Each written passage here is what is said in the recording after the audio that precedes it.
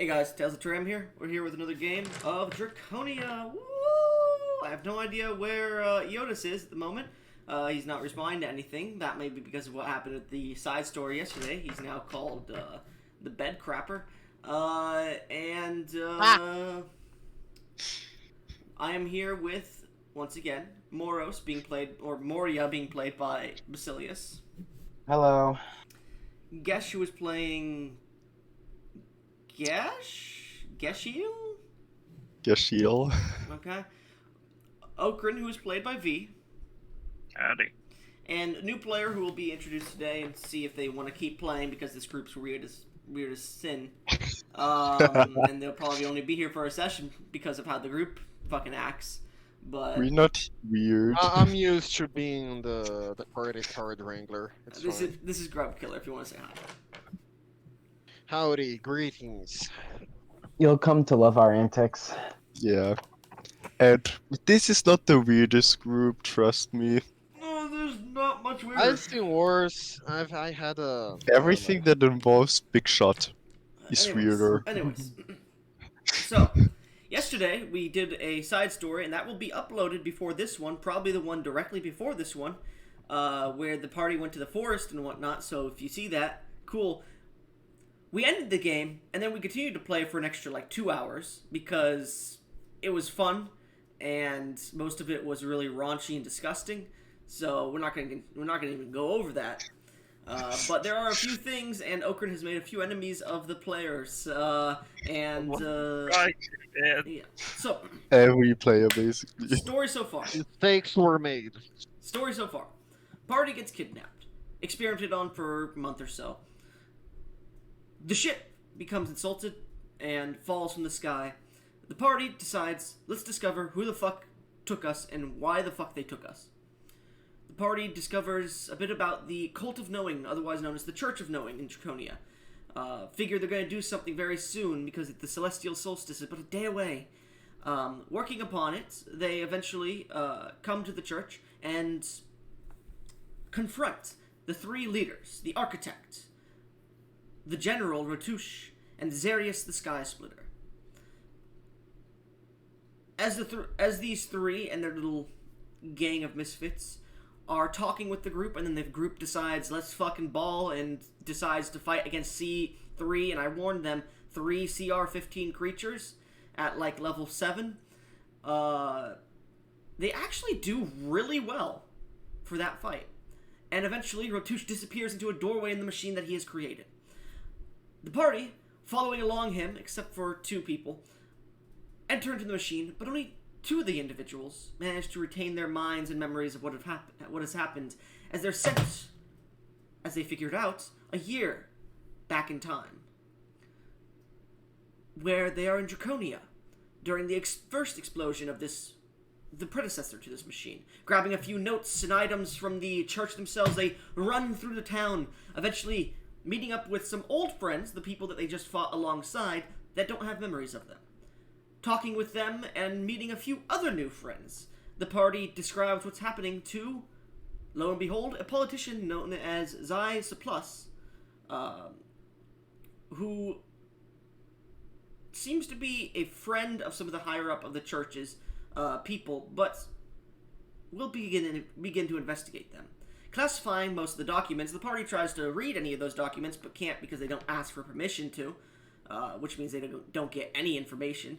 The party then meets with the architect in this timeline, and he seems to be interested in something one of the other party members has. After a brief scuttle with the architect disappears, stating he'll be going to Agaburst. About 2 weeks of time happen. The Agaburst, the architect says, come to Agaburst. Here's a ship. This guy's making a ship for you. Come to Agaburst, we could talk. This is an interesting thing, because you're an archaeologist too. I think you might like this. Party says sure. Kills the guy they're supposed to be getting the ship from, because apparently he's a devil. Everyone forgets he exists, except for a few party members. Ship's not on the way. They tell the architect, he's like, oh, I guess something like that might have happened, I don't recall. And then he's like, okay, here's a ship on the western side of the island to get to it in the next few days. Otherwise, you're not going to come find this area. This interesting thing I have to show you. Party decides to head out. Has a few side sessions. Finds an eternal glade, which is like a fountain of youth. Finds a cool house that they start to make into their own little lair. Dodges an encounter with a Hydra. And meets with a Baba Yaga hag who they fucking one round incapacitate. Eventually, they make their way to the camp where the ship is held. And the night before, they rest. Or they should have. But they go off to a small little adventure where they eventually find a few drakes, wild drakes, and tame them. Some through means of proving their might, some through eviscerating them with fire fucking Kamehameha, and then fucking reviving them with their vampiric blood. They eventually come back to the boats as dawn is starting to come, meets with the captain, and he says, make yourselves comfortable. The party then travels for the night and the next day. And we'll get to that we'll get to what happens after that. However, let me go ahead and get some music playing here, as that is everything that I believe happened. A rough spark notes. Is that everything, everybody, that you've seen so far? I mean, that about sums it up, I believe. Okay. Yeah. There was the side session with Gesh, myself, and Eotis where we went to the realm of eminence. But that doesn't matter. Yeah, it doesn't matter. It was just a Yeah, little you just met the creator of the universe, but that's it. Yeah, yeah. Anyways. Come on, work, Nero. There we go, baby. That's what I'm talking about. That's what I'm talking about. That's why he's the GOAT. The GOAT. So.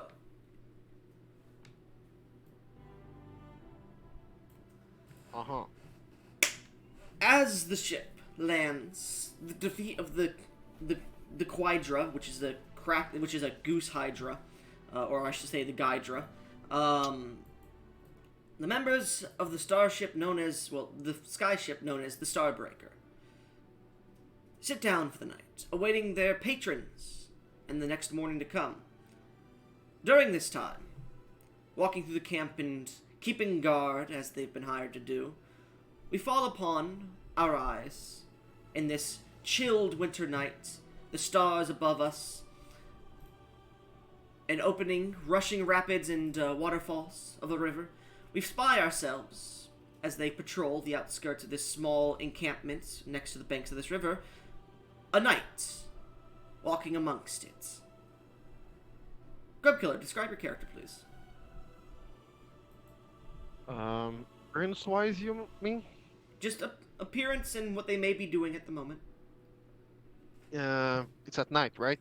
It is dead of night. Stars are shining down with moonlight. There's a forest clearing here, but it's like about, I'd say, 300 feet wide. Most of it is like rocky terrain where like rapids are falling and descending from a river that falls off the floating island.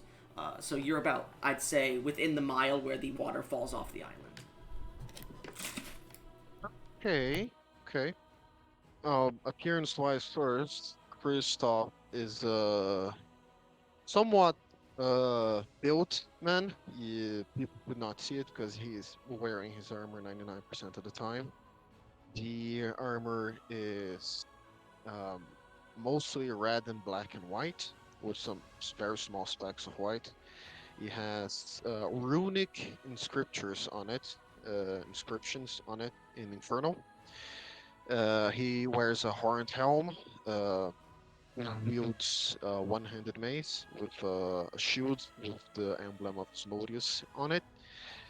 He stands at around 6'2" when in armor, maybe an inch less out of armor.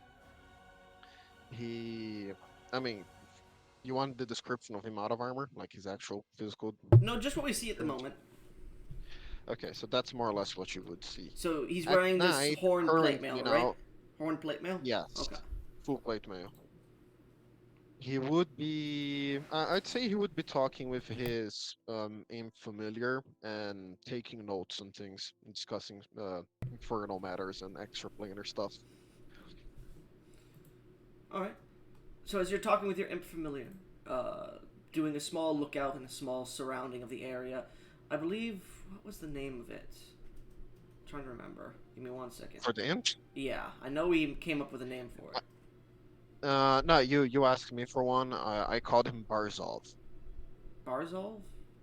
Barzov. I'll tell you how to write it down. Yeah.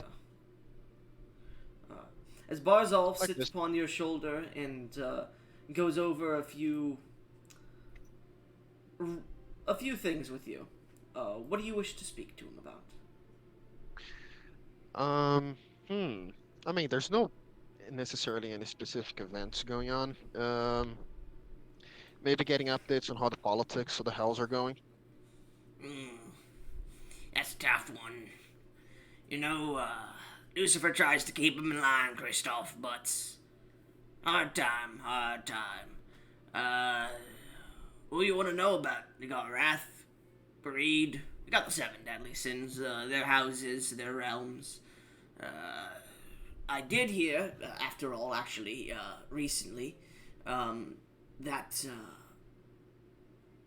Oriel, I think his name was the Scorched Bone, right? Yeah. I'm asking. I don't have those Okran. notes. I'm asking Okran. Let's see. That's the. Well, I'll just say Oriel, that Bone Devil, Lord of the Scorched Bones. Yes, him. Yeah, it was Oriel. Cool. Thank you. All right.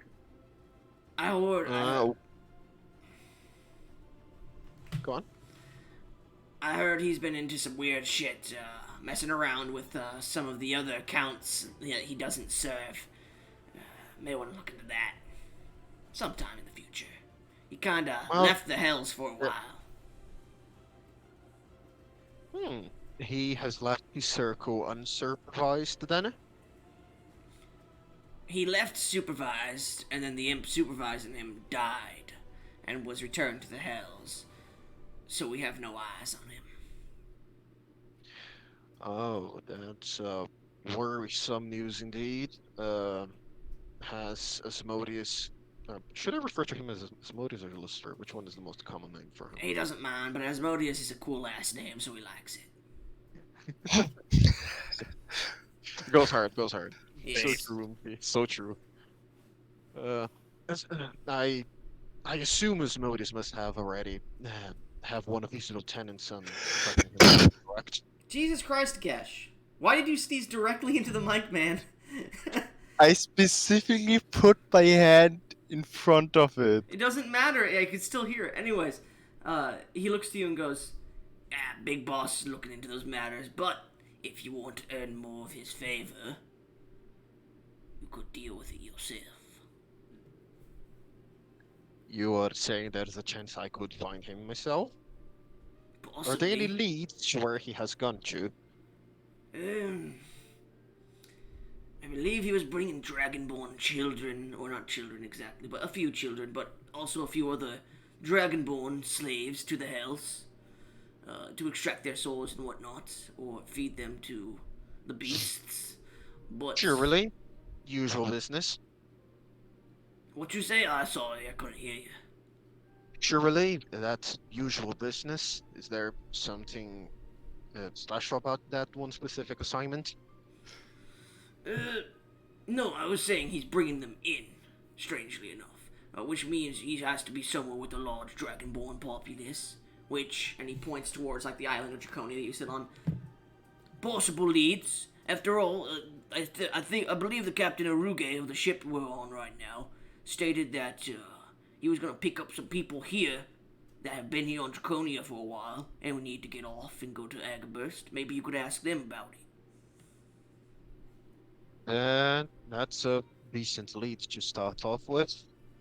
Mm-hmm. We may need some help investigating this. He might just have an entire cult backing him up. That's true. And Asmodeus knows how many subordinates he has with him. Not right now. We have no eyes on him at the moment. Can't detect him. Must be using something to block the divination, you know? Sure. The very simple measure for a devil of his degree to take. Yes. Anyways, expected. Well, it looks like we got some people coming back because it looks like they're done exploring the new people. And he points out the group of individuals that you saw approach the camp that you know is the new individuals a while ago, and then leave towards the forest. And they're coming back with what looks like guard drakes, but much larger and much more wild looking. And they seem to just pass you without taking notice, go to the ship and enter it, and they seem to be beat the shit out of. So you get the feeling they're going to rest for the night. yeah, I do assume that has something to do with those drakes they were bringing in. Most likely. Anyways, Well, let them rest for today. No reason to bother them for now. I'm gonna go get some of that quacking. And he just like starts to fucking fly towards the goose hydra fucking that's being cooked up sneakily because not a lot of people like devils here. He can cast invisibility on himself. Yeah, but, that's yeah. You see him like get closer, and he's like, "Oh fuck!" Snaps his fingers and disappears.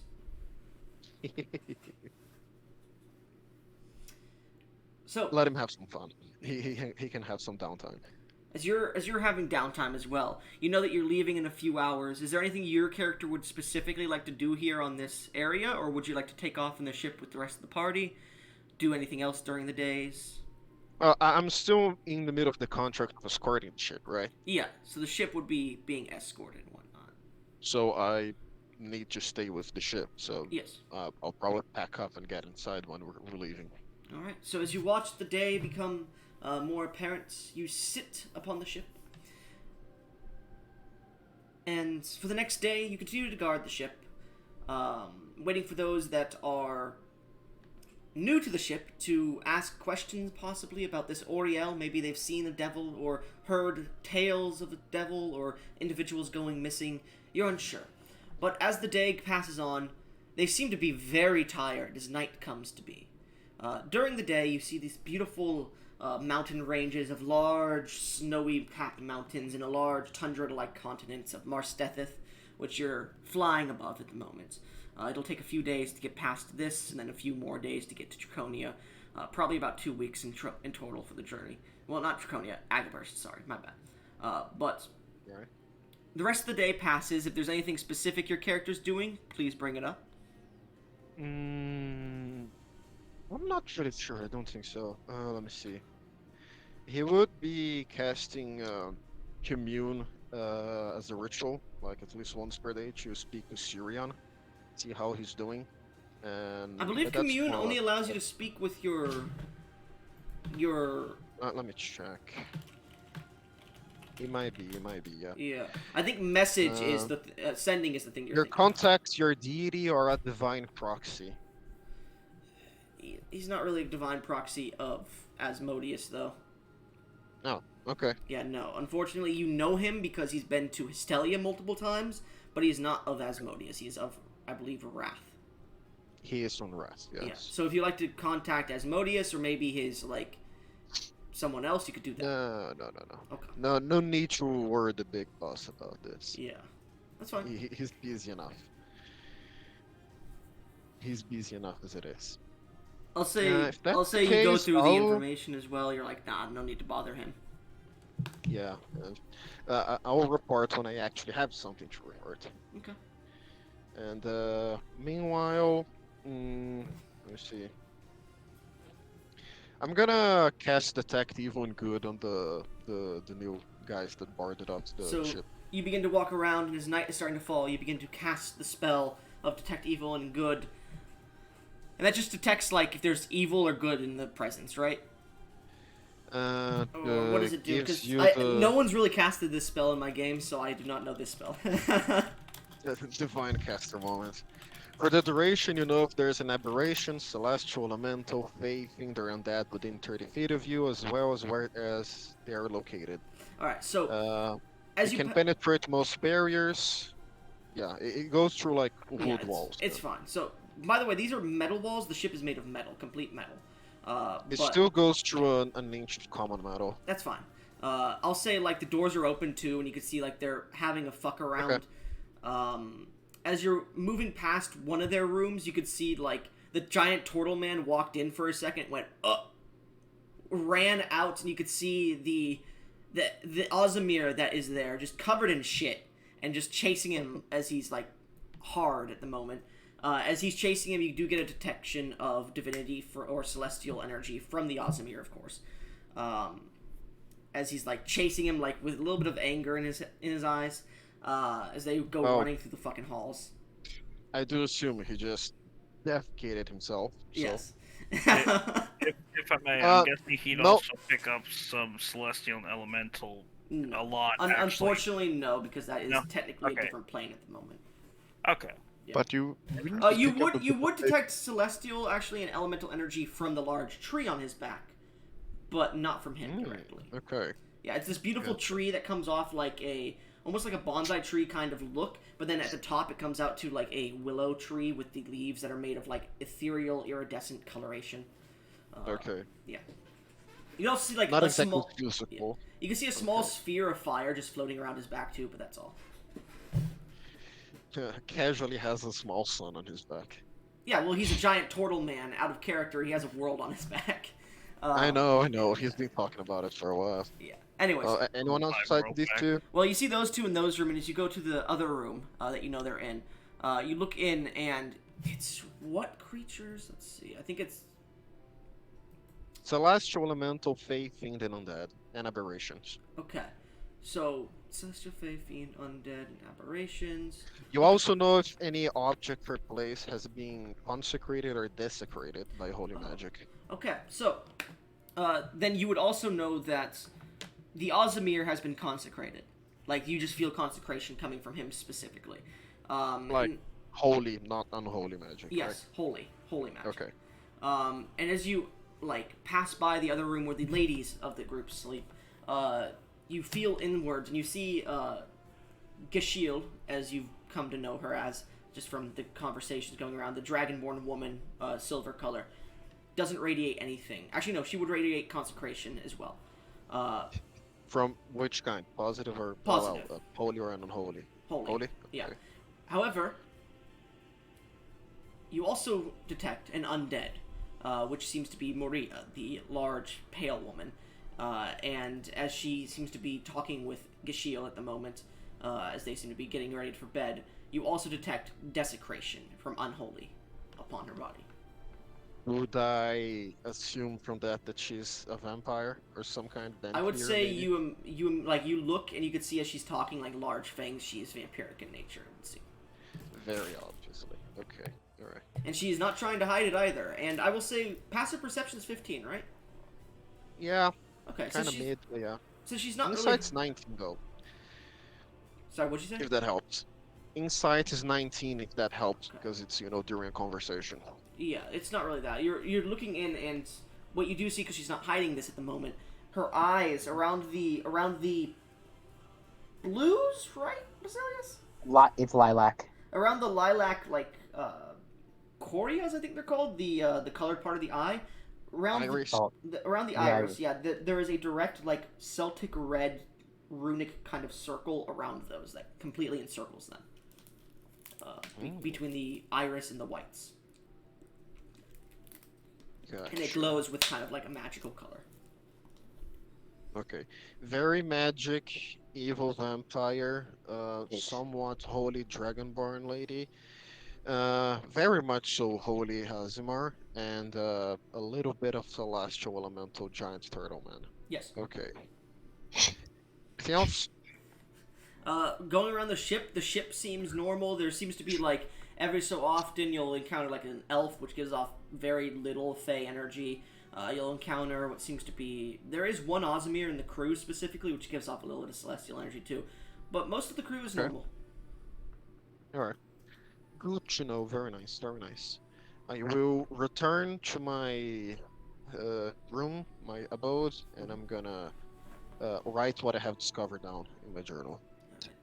As you begin to write, you feel like hands on your back and you hear, "Oi, what you writing there?" Cataloging the new, let's say, travelers that boarded the ship. Exotic group of fellows, I must say. Yeah, I was doing the same. You see him like take a bite of like a large bit of cheese he has.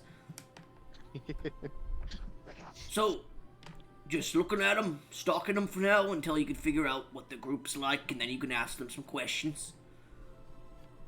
Just light reconnaissance for now. We still have weeks to travel. We'll have time to investigate this. Yeah. Besides, even if we do find anything, we're still in the middle of transit. It's not like we can do anything about it. He strokes like the goatee that's braided on his face. True. Well, if you find anything useful, Big Boss Man will be happy. Of course, I'm well aware of that. Results.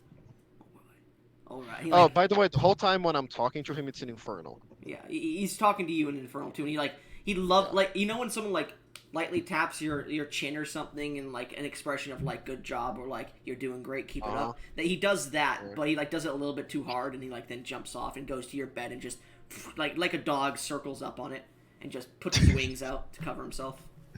And goes to sleep. Do they even sleep? They're outsiders. They can. I suppose. Let him be. Let him be. He's doing his job. You hear? So that would be for the night. Yeah. I'll go grab dinner, whatever they're serving in the ship. I assume they're serving something. Basilius, what are they serving on the ship? For dinner. Okay. Well, there's probably a lot of that fucking quacklin or Quadra, yeah. quadra. It's a nice. Probably a lot of fucking leftovers. It tastes like poultry, but it's red meat specifically. Yeah, I'm trying to think. But there's probably going to be a lot of red meat, considering that Draconia has a lot of force. Mm-hmm. At this current location, there's not a lot of fishing that you can do on a floating island. It's probably going to mostly be poultry, because they'll either it's probably be mostly red meats and poultry because they can catch birds and whatnot. So I imagine some sky fishing. Yeah, well, there's sky fishing. Yeah, I guess. There'll be very rare amounts of fish, I guess, but there could also be like tartars and roast beefs and meatloafs if they've managed to grind it. I guess if they can find a managed way to do that.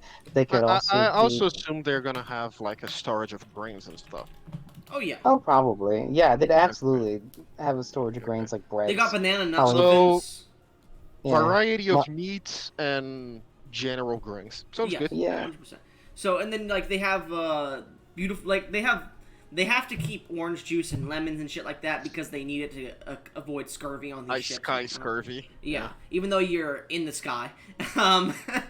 It makes sense. It's sky scurvy. It's the same situation. Sky scurvy is so much worse. Let me tell you, it itches your balls. Anyways. Ouch. My yourself. My balls. Anyway, so there's a nice like orange lemon juice kind of a mixture of it. A little bit pulpy, not to your taste, but it's fucking something to help avoid scurvy. And he's not picky at all about the food. He's fine with whatever. Yeah. Eventually, you fall asleep for the night, and as you awaken in the morning, what is your character doing for? I'd say 6 to 8 hours of the day. Well, I am contracted as a guard mercenary, so I will be checking the ship for any safety faults, if any of the crew or travelers are up to any funny sus shenanigans, and whenever possible, I'm gonna keep cataloging whatever I see the newcomers do. Okay. They seem to be focusing on the turtle's back, like his shell. They keep bringing like magnifying glasses. Oh, they're studying him. Yeah. However, as you go back to like their rooms to like just check it out for a second, you could hear Geshiel's in the middle of boning two individuals, and you're like, okay, not gonna do suppose. that. What? I suppose it's something that happens. Yep. Eventually, it's getting a little bit cold up in the air here because you're near a fucking tundra. So you put on a little cloak for a second. Your holy symbol blazoning down as you look around the ship. Sorry, your amulet of the devout. Yeah. As you. Which yeah, never mind. Go on. No, go ahead. Go ahead. You go first. No. I was just gonna say I have Warcaster, but it doesn't matter. So yeah. Just go on. As you continue to walk around the ship, you eventually start to hear, well, you feel the ship shake at first, and then you start to hear people starting to rush around. You hear bells ringing, and you hear, get to your posts, as you hear the ballistas and cannons going off. You hear... Do you That was rush... an excellent Yeah. sound effect. Do you rush up to the deck of the ship? It's only natural I do. One of the decks of the ship, you rush up as you hear something land, and you see the newcomers are starting to get up onto the deck. Well, they're already past you into the deck of the ship as they're pulling out their weapons, looking at a creature terrifying beyond you. As you slowly take your step, like you rush out, take off your cloak, throw it to the side so you can move more freely. As you pull out your mace and you look towards this creature, this 30-foot tall black wyvern, 4 large stingers along its back, 8 wings that seem to perpetually flap around it as it lands. It seems Kinda to like have an insect. yeah, you know, like the mouth of Sauron from Lord of the Rings. Yeah. You know how it has the like face mask completely cover the top of its face, but its mouth is still visible. Yeah. That's what it looks Yeah. like. It has these like armored plates that come up like almost insectoid that seem to cover any eyes or nose, but you do see like a tiny slit where its nose would be, and you can see its mouth open up, and as it does, you can see 4 mandibles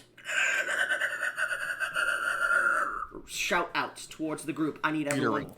Yeah, chittering. I need everyone to roll initiative as you see this creature. And I will pull up the map now. Oh boy. Oh, Grub, if you have My- physical dice, Goblin allows you to use them. Yeah. As long as you're Wow, not what is rolling that? like 20, 20, 20, 20, 20, 20 in a row. Okay, you can fine, use, yeah, you so can, 20s yeah, in you a can row. use physical dice unless you get like super lucky, then I ask you every so often to Oh. roll in chat. Yeah, I don't have one, but okay. Okay, that's fine. I have a roller in my own sheet, so I think I can just do it here. Let me see. Is Barzov with me?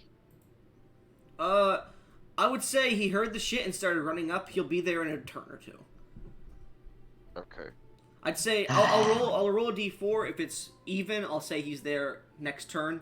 If it's odd, I'll say he's there 2 turns from now. And that was even, so he's there next turn. So after your turn ends, he will appear, I will say. I shit you not, I just got a nat 20 on the initiative. I'm gonna post it. It's fine, you're fine. I don't mind. Let's see. Initiative. Where is initiative at? There it is. So, nat 20s are interesting for initiative because if you go first with a natural 20 in initiative, in my games, you get 2 actions on your first turn. Oh boy. Yeah. Like 2 whole turns of actions or 2 Well, regular? 2 actions specifically. So you don't get an extra bit of movement, you don't get an extra bonus action, but you get an extra Gotcha. action on top of Alright, it. no, Yeah. I got it. So like casters could cast 2 big action spells and shit like that. Or if you're a fighter, Holy fuck. or if you're a fighter, like let's say level 5 You can fighter, attack twice. yeah, you get 2 more attacks. it's Oh boy. it's pretty good. If you go like second or third and like somebody else rolled a nat 20 or something like that, like if you're like up there at the top and multiple people have rolled nat 20 for initiative, you all get an extra action. God But damn, if son. somebody doesn't roll a nat 20 and goes before you, nobody gets the extra actions. It's all or nothing, basically. Yeah, he doesn't get the extra action because of the. So, I do get you go. Did anyone else roll 20? Hold on. Well, let me get the map about open 20? and let me write the initiatives down. So initiatives. I know you Mine rolled is no about. modifiers. Christoph, what did you roll? Flat 20. A flat Flat's not 20. no modifiers. Oh, that's probably not going to be it then because, unfortunately, anybody with a higher. They have modifiers, I suppose. Yeah. Yeah, Well- it's fine. Makes sense. That's how the game works. Moros, what did you roll? 7. God damn, Moros, what the fuck? My- You were my really- Curse My- continues. My curse is back! My curse is back! Womp You don't womp. understand, Grub. This happens in every one of Goblin's games. I roll shit initiative. Gesh, my friend, what did you roll? 18. Oh, he might, depending. No, he won't. What did you roll, Ilkrin? 22. God damn. Yep, that means you don't get the nat 20, unfortunately. And let me roll for the Terror of the Skies. It gets advantage. It was 2 net once. 16 on the... I've had that happen multiple times. I don't like you joking about that, Gesh. I make this awesome boss and it just can't do shit. So that would be 26. Oh, it has a plus 10. Plus 10 to initiative. Mhm. Yeah, we're fucked. There is the initiative, by the way. And because Eotis is not here, I'll say, as the creature lands and shouts out, you see, like, Eotis go, "I've got this, guys!" And he, like, starts to rush forward as like, the tails are, the stingers are swinging around and accidentally cut a rope, and you see, like, the back whip just catch him and send him over the ship. Ah! Actual Looney Tunes bullshit. Yep. Man got fucking flinged. Anyways, so... So, no, I have to send you the link, don't I? Give me 1 second to send you the link for the map. And I gotta get your characters on the yeah. map. Yeah, and then I gotta get the characters on the map and everything, too. Gosh. Okay. Should probably have done this before the actual game. Okay. Yeah, I know. Control C. Well, that yeah. is not something I want to do, so let's go with... How do I do this? How do I make a new... Oh my god, this is stupid. Oh wait, no, that's board copy. I'm stupid. What the fuck? I know I've done this before. Where is it? There it is. Okay. Generate invite code. Let's see. Control C, and then here you go. This is for you, Basilius, because you're the only one with Tailspire, I assume. Yep. Type that in. So it's 7Y6QG7D. Yep, let me just open Tailspire. Theme. Tailspire Spade? I don't remember Tailspire. Oh, I have to update. It doesn't have to take a second. update. It's just 48. It's just 48 kilobytes. Okay. It took literally less than a second. That's fine. It's just code. Motherfuckers at NASA. Meanwhile for Gesh, that would have taken 20 hours yesterday. No, Oh Yeah. my god, yeah. bro. I hate that shit that those sites make that I only get like a fraction of my download speed. Anyways. Let me read you the code whenever you get in so you could put it in. I'm at the Bound Rock Entertainment. There we go. Begin. Join. 7Y. 7 capital Y, 6 capital Yeah. Q, capital G, 7 lowercase d. Yeah. Join? Alright. Are you in? It's loading. I'm here now. Here, okay. Alright, So you waiting should for the see- event to begin. I'm. Oh, there we go. I see the ship now. Okay, you see a ship and you see a blue underground, right? I see, yeah, with clouds now, and Yeah. there are like a lot of tall pillars. Ouch. Yeah, those are the masts, by the way. This is one of the Okay. decks of the ship. It has many decks. Alright. Fucking air Titanic. If you want to go ahead and stream it for everybody, and I don't see the player. Yeah, I will put your characters down right now. Okay. So, we have humans. How many humans do we have here? We have two, I'm I one. think. All Yeah, right. it's just two. This will be the cleric right here. We'll go with this one as the cleric right here. By the way, there is a bit of clouds, but it is sunny. Then we have you, who is a wizard, right? Yeah, I'm a wizard. Where are you? Let's go with let's just put this guy down as the wizard. Because I don't see a female Fog of wizard. War. Yep. Then we have V, who is a tortle. Let me see if that works. Tortle. Oh. Hey, it's almost his size, too.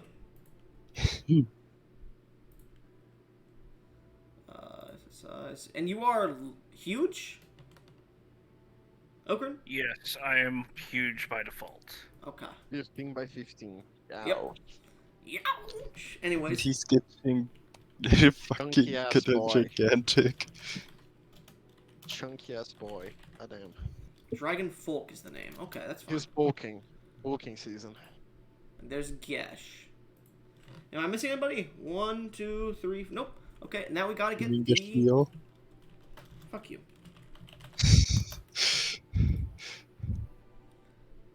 It's not big enough yet. Let me just... Grub, you don't understand. I literally picked my default Discord name because there was a character of mine as well as this character's name, and Goblin forgot it. I would say... Amazing. Let's see.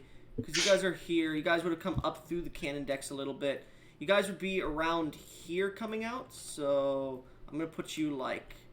I'll say you guys came through here. Let's see, the wizard would have been, like, up here, running across the side or something. I don't know. But there are We're not masts... supposed to be able to see anything yet, right? No, you can see. You can see everything. It's... I'm watching Basilius stream, and Yeah. it's just The it's fog, just fog. the fogs are clouds. Wait, can you not see that, Basilius? I can't No, see the there- characters now. No, Oh yeah, there's sorry. nothing, just the map. Give me 1 second. This is God, GM to me. tools, player permission, dum. Can you see them now? There we go. Yeah. You can see Oh. all Alright, 4 there of the we dragon, right? Yeah. I'll have the barbarian be in the back because he's the biggest. Yeah. No, I mean, don't barbarians run faster than everyone else? Shouldn't he have? they need to Especially be in me. front. Or I mean, yeah, sure. I'll put you right here. Anywhere behind one the is mast, me? dum. Anywhere behind the mast. So you guys get to choose your position at the moment. Alright, where would you guys like to be? Because I can move you all. I don't know which. a little bit farther back because I was the last one to arrive. Like, what about right here? Or would you rather be like, be able to see the dragon? Line of sight, yeah, that's good. That works. That's good. Yeah, right. Okay. I'm guessing Gash I'm would like. I'm pretty good Yes, at you're a the giant place where I am. Oh, I can't move Gesh, You can't move Gesh? Let me go ahead and... and I break can't move Oakland. Oh, because it gives you the permission to see them, but not the permission to move them. Okay. Yeah. There, can you move Gesh now? Yeah, this guy. Okay. Yeah. Yep. Do you want to be up near Okran? Yeah, Gesh? you're Okran. Okay, I'll put you right there, and I am absolutely. I can't move myself. Okay. You should be good now. Yeah, I'm gonna move But you myself. can move over. the giant ass turtle. I'm a squishy wizard. Alright, I'm switching I over to should be in Tailspire front now. of We you. should have Tailspire. Yep, there we go. We can see it. Bro, squishy wizard, bro, you have the second highest AC out of the party. Gesh, Anyways. my HP's terrible. So, as the group runs atop board of the deck ship, and your angelic friend, gets sent overboard. Oh no, I actually just opened another fucking browser. Don't fucking open a browser, fucking piece of shit. Close. Thank you. As your friend is sent overboard, is this the positions you would like to move in? Most certainly me. Good for me. Yep. Here, just to make it... Do you guys want the clouds in the setting or no? I think the clowns are kind of Okay. getting in the way. Yeah, I was thinking they're getting in the way too, so I'll just move them off. Yeah. Just recall that there are clouds on the side of the ship, so you won't be able to see very far down because you are in the clouds at the And moment. can you put it? Can you put it like 5 feet lower? Oh. never mind. Unfortunately, Okay. you can't really do that. I would have to move the entire ship up, and I don't want to have to mess with that shit, you know? Okay. Anyways, it has landed, and it is there. So, is that everyone good to go? Yep. Sure. Well, let's see if we could do this. Is there no one else on the deck? No other guards? The guys manning the ballistas and stuff? Well, this is a different deck. This is... The ship has multiple large decks, because it is about a good mile or so long ship. It is a... It is Okay. a massive sky ship. Oh, okay. Yeah. So like this thing could probably be used to take on an entire city or like an entire battlefield of war. It would be like the Gotcha. central ship for something like this. Gotcha. So like this is Battle only one of the many decks. Like there's probably like 5 other decks like this size on it. Basilius, This is the top one, right? this is one of the top ones. Yes, Basilius. If you look Okay. to the if you look at the side wall of the area you came from, if you want to show them that, these are cannon decks. Like there is a cannon deck here. Oh, he has a broadside. Oh god, that's a lot of You cannons. could enter into that door and go to the cannon deck you ran through. I thought it was. I thought they were in swivel because they were, point defense against Yeah. dragons and shit. Like, see, you could open. Unfortunately, no. But like, you could open. Wait, a broadside implies that there's skyship versus skyship Yep. battles. Is Yep. that a thing? Yep, multiple skyships Oh, exist in boy. the world. It's not. Is that Skyships are a coffin? pretty good thing. Oh, What'd wait, you no, say? that's a chest. Yeah. Never Don't mind. go. Don't go in. Don't go in. I'm not going in. I was looking through the door. Okay. Good. Good. There's a Anyways, window. So, is that good for everybody? Yes. Sounds fine. Yeah, yep. So, as the creature seems to land, it seems to be looking around. You hear. It doesn't seem to notice you at first, even though you burst out. But then when you start making noise like, over there, now, and your Alzheimer friend gets sent off, it seems to turn towards you. It does not seem to have eyesight. So out of Eyesight. character, anybody anybody wondering, you get the feeling it is immune to blinding. Immediately. Mm-hmm. Oh. As it seems to notice you all, it's going to immediately just rush over to, I'd say, right there, about 10 feet from the turtle. As it does so, you can see, like, its body seems to shift as it almost seems to move, and two of them seem to appear at once, as its avoidance or its displacement has now activated since it's in battle. As it rushes upwards, let's see, where is it? Where is the cone here? It would be... Okay, so as it gets to this point on the map, it doesn't know who's here, so what it's going to do... It's going to shoot at the turtle, who's the biggest threat, because that's all it could really detect at the moment. So, it creates a 100-foot cone. As you guys see, sparking off of it are these strange bits of just errant magical energy that seem to spark off of it, and then start to spiral around its mouth as it opens. As it opens its mouth, it creates a cone, a 100-foot cone, that's going to get the cleric, the turtle, and Gesh. I need all three of you to make Constitution saving throws as this torrent of just errant magical energy rips and tears through you. So what save? Con save, you said? Con save, Con, yes. yeah. Let's see, that would be... Sadly, we don't have Iodas here. Mm-hmm. Unfortunately, your paladin's not here, so you don't get that bonus. 27. 27. That is a success. Okay, con save. Sorry, my mom called me. I do need you to roll as well, Grub Killer. Oh shit, that's a 15. Okay, and that would be a failure. I'll be fine. Okay. Wait. No, I don't think I will. Luck point. Okay, sure. So, as you see this torrential, just like magical energy coming towards you, you try to dodge out of the way, and like it's about to hit you, and you trip on a rock and just fall out of the way of it because that's a critical success. So you take no damage. So it was one away. Damn. Yeah, Kristoff. I'm back. What's up? The creature is releasing a torrential cone of errant magical energy, 100 foot directly towards the turtle, which is going through him, through Gesh, and through you. So I need you to make a con save. Con save. Yeah. Okay. Give me a second. It seemed to pull in the away. torrential magic energy, or like the just magical energy around it, and create just a cone of it. The turtle 19. fell out of the way with their luck point. 19? Yeah. That's a success, so you're taking half damage. Woo! Okay. So, Gesh, both you... Go ahead. Wait, which kind of damage? It'll be force damage. Okay. And how much damage? Well, I'm going to roll that now. Oh, alright. Yeah. So, as the both of you try to dodge out of the way but can't in time, Kristoff, you pull up your shield to brace against the blow as good as you can, and Gesh, you pull your arms together and just take the blow because you don't have your shield or your armor at the moment. I'll say you pull up your sword to cut through the magical energy as much as you can as it deals, half of this, 63 reduced to, I'd say, 31 points of force damage to the both of you. Alright, boy. As this energy just pierces Here we straight go. through you and rips apart parts of your body. However, the turtle manages to fall out of the way. Turtle, I'll say you fall prone, but you didn't take any damage. Just That's to be fair about it. Again, that's fine. Yeah. So as the creature releases this blast, it stares at all of you, and it's going to use its bonus action to use Aspect of Terror as its jaws unhinge and make this horrible chittering noise towards you. Its tails flinging in the distance, its stingers seemingly starting to try to pierce where you all are, seemingly using some sonic kind of echolocation to find you. I need all of you now to make charisma saving throws. Everyone. Oh fuck. Yippee! As this creature itself is just an Unfortunate for the both of aspect them. of terror. Oh, fuck. Okay, you still have Deem's Inspiration. Oh, shit! Okay, Oh, I'm fuck. gonna... I don't want Think I'm to not use it. Fuck Yes, it. Christoph, what did you say? That's a crit. I got another 20. I'm taking a screenshot again. Another nat 20? This is...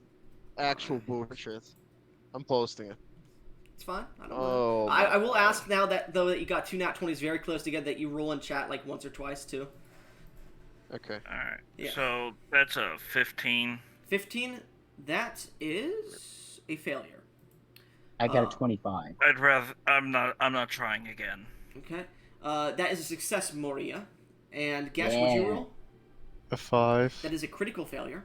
Jesus. Christoph, you roll a nat 20, you succeed. So, both Christoph and Moria are unaffected by this effect. However, Gesh, both you and Okrin, let's see here, your movements are halved Okay. while within 900 feet of the creature. Any attack rolls, ability checks, and saving throws are made with whenever they're made against the creature are reduced by 1d8. However, Gesh, since you critically failed, you have no movement speed while within range of this creature, and you also reduced by 2d8 instead. Yeah, I'm sorry, Gash. You guys watch as this creature releases this like biolic acid coated in errant magic out of its mouth as it chitters. It splashes all over Geshiel's character, and you just see them freeze up for a second. Like they have their sword up ready to strike, and they just freeze, like in place, like shaking heavily. Meanwhile, that will end the creature's turn. At the end of the creature's turn, it is now whose turn here? Okrin. As you are prone on the ground after having tripped and fallen out of that range of the magical energy. You are about 15 feet away from this creature. What are you doing? As you are prone on the ground. First we get up. Okay, that's half your movement. Yep. Okay, so you have a total of 55, right? Yeah. So that would be... half of my half is Yeah. like 15-ish. Yeah, so you used 15, so you have 10 feet of movement left. Yeah, I mean I'm practically right there, right? How far away is it from me about? You would be about 15 feet from it. You Actually, should be in range already. You're huge. well, actually, hold up. If you're right here, you should be 10 feet from it. Sorry, my bad. Alright, so I don't need to move. That's good. Obviously we start with the bonus action rage Hold on, because hold on. He's gonna bonus action rage? Okay. obviously. Which makes me gargantuan. Fucking... Hey, Uh-oh. you did this. You did this. Uh-oh. I told you. Uh-oh. Wait, Gash. Gesh, I need you to make a strength saving throw. Oh fuck! I didn't even think about that. I think you're gonna break one of the what's the word for it again? 28. 28? You get You're pushed... gonna break one of the masts. You get pushed to the edge of the ship, but you manage to... you actually break part of the side of the ship, so let me go ahead and get rid of that. You break the side railings of the ship a little bit as you get pushed backwards. But you manage to brace yourself hard enough, and your toes manage to dig into the ship's iron hide. And you manage to just barely teeter on the edge, nearly falling from the ship, but keeping yourself on. Sorry, Gash. Did not realize you were quite that close. Gesh is just like sitting there, frightenedly, like shaking and like looking over the edge, looking back at the creature, unable to do anything at the moment. You're now within 5 feet of the creature because you grew a size. Excellent. So we are going to pull out the magma heart, and we are just going to fucking slam this creature's head. You watch gonna as try the big to- turtle pulls out this beautiful great sword with a iron sheath that seems to be scorched heavily, and what was the bottom? It was a ruby on golden kind of trimming at the very bottom of the sheath itself. And as she pulls it out, she doesn't even take the sheath off. He just slams it straight into the creature. And if I recall right, I have a friggin' minus 1d8 to this, right? Yes, you have a minus 1d8. And the dragon has Reckless displaced attack. Yeah, you have disadvantage as well, unless you're going to use reckless. I'm going to reckless. Okay, then it's normal. Let's see. 250,000 That's a damage. nat 20 for 27. Jesus Christ! You rolled that in chat? He Yeah. did. You want to look? It's in chat. That hits, and it's a crit, but it's not a double crit out of character. Because of the D8. Probably. No, it wouldn't Oh have been. damn. Oh fuck. This thing's AC So- is crazy. So it has at least 22 AC. Let's see. Damn. Because crit, I add 3 more dice. And those are double as well, because I allow brutal critical to be doubled. Alright, so let's see. So, it's 2 plus 3, so that's 2 plus 2 more dice, so that's 4. Plus the 3 brutal critical, that's 7. Let me open a calculator here. Plus, I believe it's 10, right? Yes. Oh wait, 8d6 because I also have the elemental cleaver, but it doesn't quite work properly due to the effects of the weapon. It just becomes bludgeoning, yeah. Yeah, so it's all bludgeoning. Magical bludgeoning, mind you. Mm-hmm. It is 44 double to 88. 88, double that. Is vulnerable to bludgeoning damage. 176. So my dick's to double damage. God damn it, Gish. Fuck, that's 176 in the first attack. Oh wait, yo, Grub, your mace is gonna do some serious damage. Oh fuck. Why is that? It didn't follow? No, well, It's it's vulnerable to vulnerable to bludgeoning. bludgeoning. Oh boy. Yeah. I don't hit that hard though, that's the... You said how much damage? 176? 176 damage. Alright, with this first hit, you take it out and slam it in the face, and you watch as the armored face shatters for a second as its jaw nearly comes off, and it just seems to like step a little bit away. And I'll say it's forced movement. I'll say as it gets pushed back like about 5 feet, so you're now still within 10 feet of it. But it seemed to take that hit, and it did not like that. Always give up. Let's see. How far is it from me now? 10 feet. Because you said it. Okay. Yeah. Nope. That's still enough. I have a 10-foot reach due to being the giant barbarian. So you take your sword and slam down against it again because you're reckless. You have advantage now because it's avoidant or its displacement is gone now.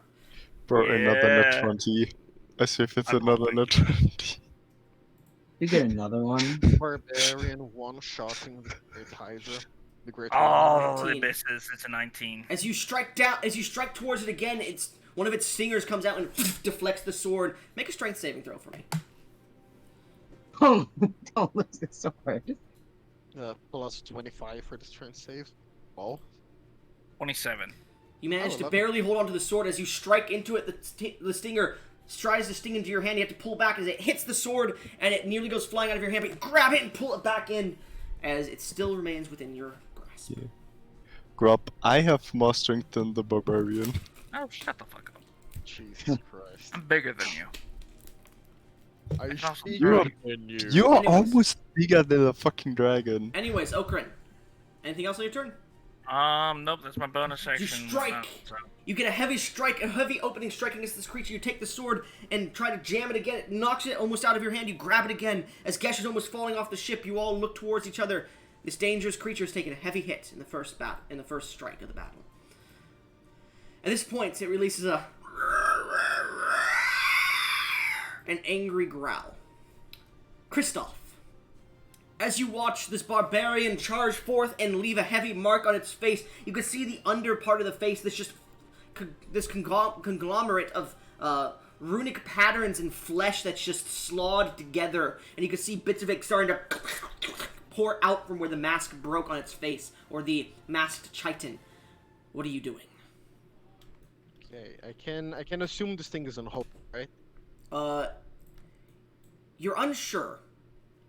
Okay. But at the moment, it seems draconic for sure in nature. It would be about 45 feet from you, and you have full movement speed at the moment. Because you did not get terrified. Or terrorized, I should say. Okay. I will take like 10 feet to the left. Okay? A little bit. So you want to get Close on... Go on the mask? closer to it, or... No, closer to the side. Oh, close to the side. Okay, So- so... You climb up here. That would technicality be 10 feet, because it's not difficult terrain to get up there. Okay, alright. A little bit back. 5 feet Like here? back. 15? Yeah, 15 total movement then. No, it's only 10 because you did a diagonal move. So Oh, as you alright. as you see your ally at the moment strike this creature heavily, you move backwards, grabbing your mace, your shield, ready to do. Can I see over the turtle? Do I have a direct line of sight to the You would, dragon? yes, you would. Okay. We are going to do a funny. I'm gonna cast Sunbeam on this thing. Sunbeam? Uh-oh. Yeah. Gives me a con check. Hold on. Let me look at Sunbeam really quickly just to get the spell up for myself, because no one's cast it in my games before either, because no one really takes this shit. Sunbeam. Didn't Moros like just cast that? Like No? what? He can. Yesterday? Moros can now. No, he didn't. He casted fucking Oh. Obliterate. No. Alright. I casted Scorched Rays. Ah, okay. I would My say, bad. because you're technically on the same level as the turtle, this is just a rough representation. The turtle would be about 20 feet tall, right? About ish 25 maybe. Okay, so the creature is taller than you, so yeah, you can get the creature without getting the turtle with this. Okay. That's why I want to know because it's a yeah. it's a laser. Yeah. Con save? Con save. Alright, with its magic resistance, it makes it with advantage. Oh boy. That is natural 20, so it immediately succeeds and takes no damage. Ouch. One pump. There goes my only 6th level spell. So, as you take your mace and your shield, describe to me how you cast this spell at this creature. He slams the mace in the front of the shield where my holo symbol is. He utters an incantation in Infernal, and then he points the mace at the dragon, and that's where the sunbeam would come out of. I remember Sunbeam's a minute. It goes flying towards the creature, and it seems to duck underneath the spell. Let's see.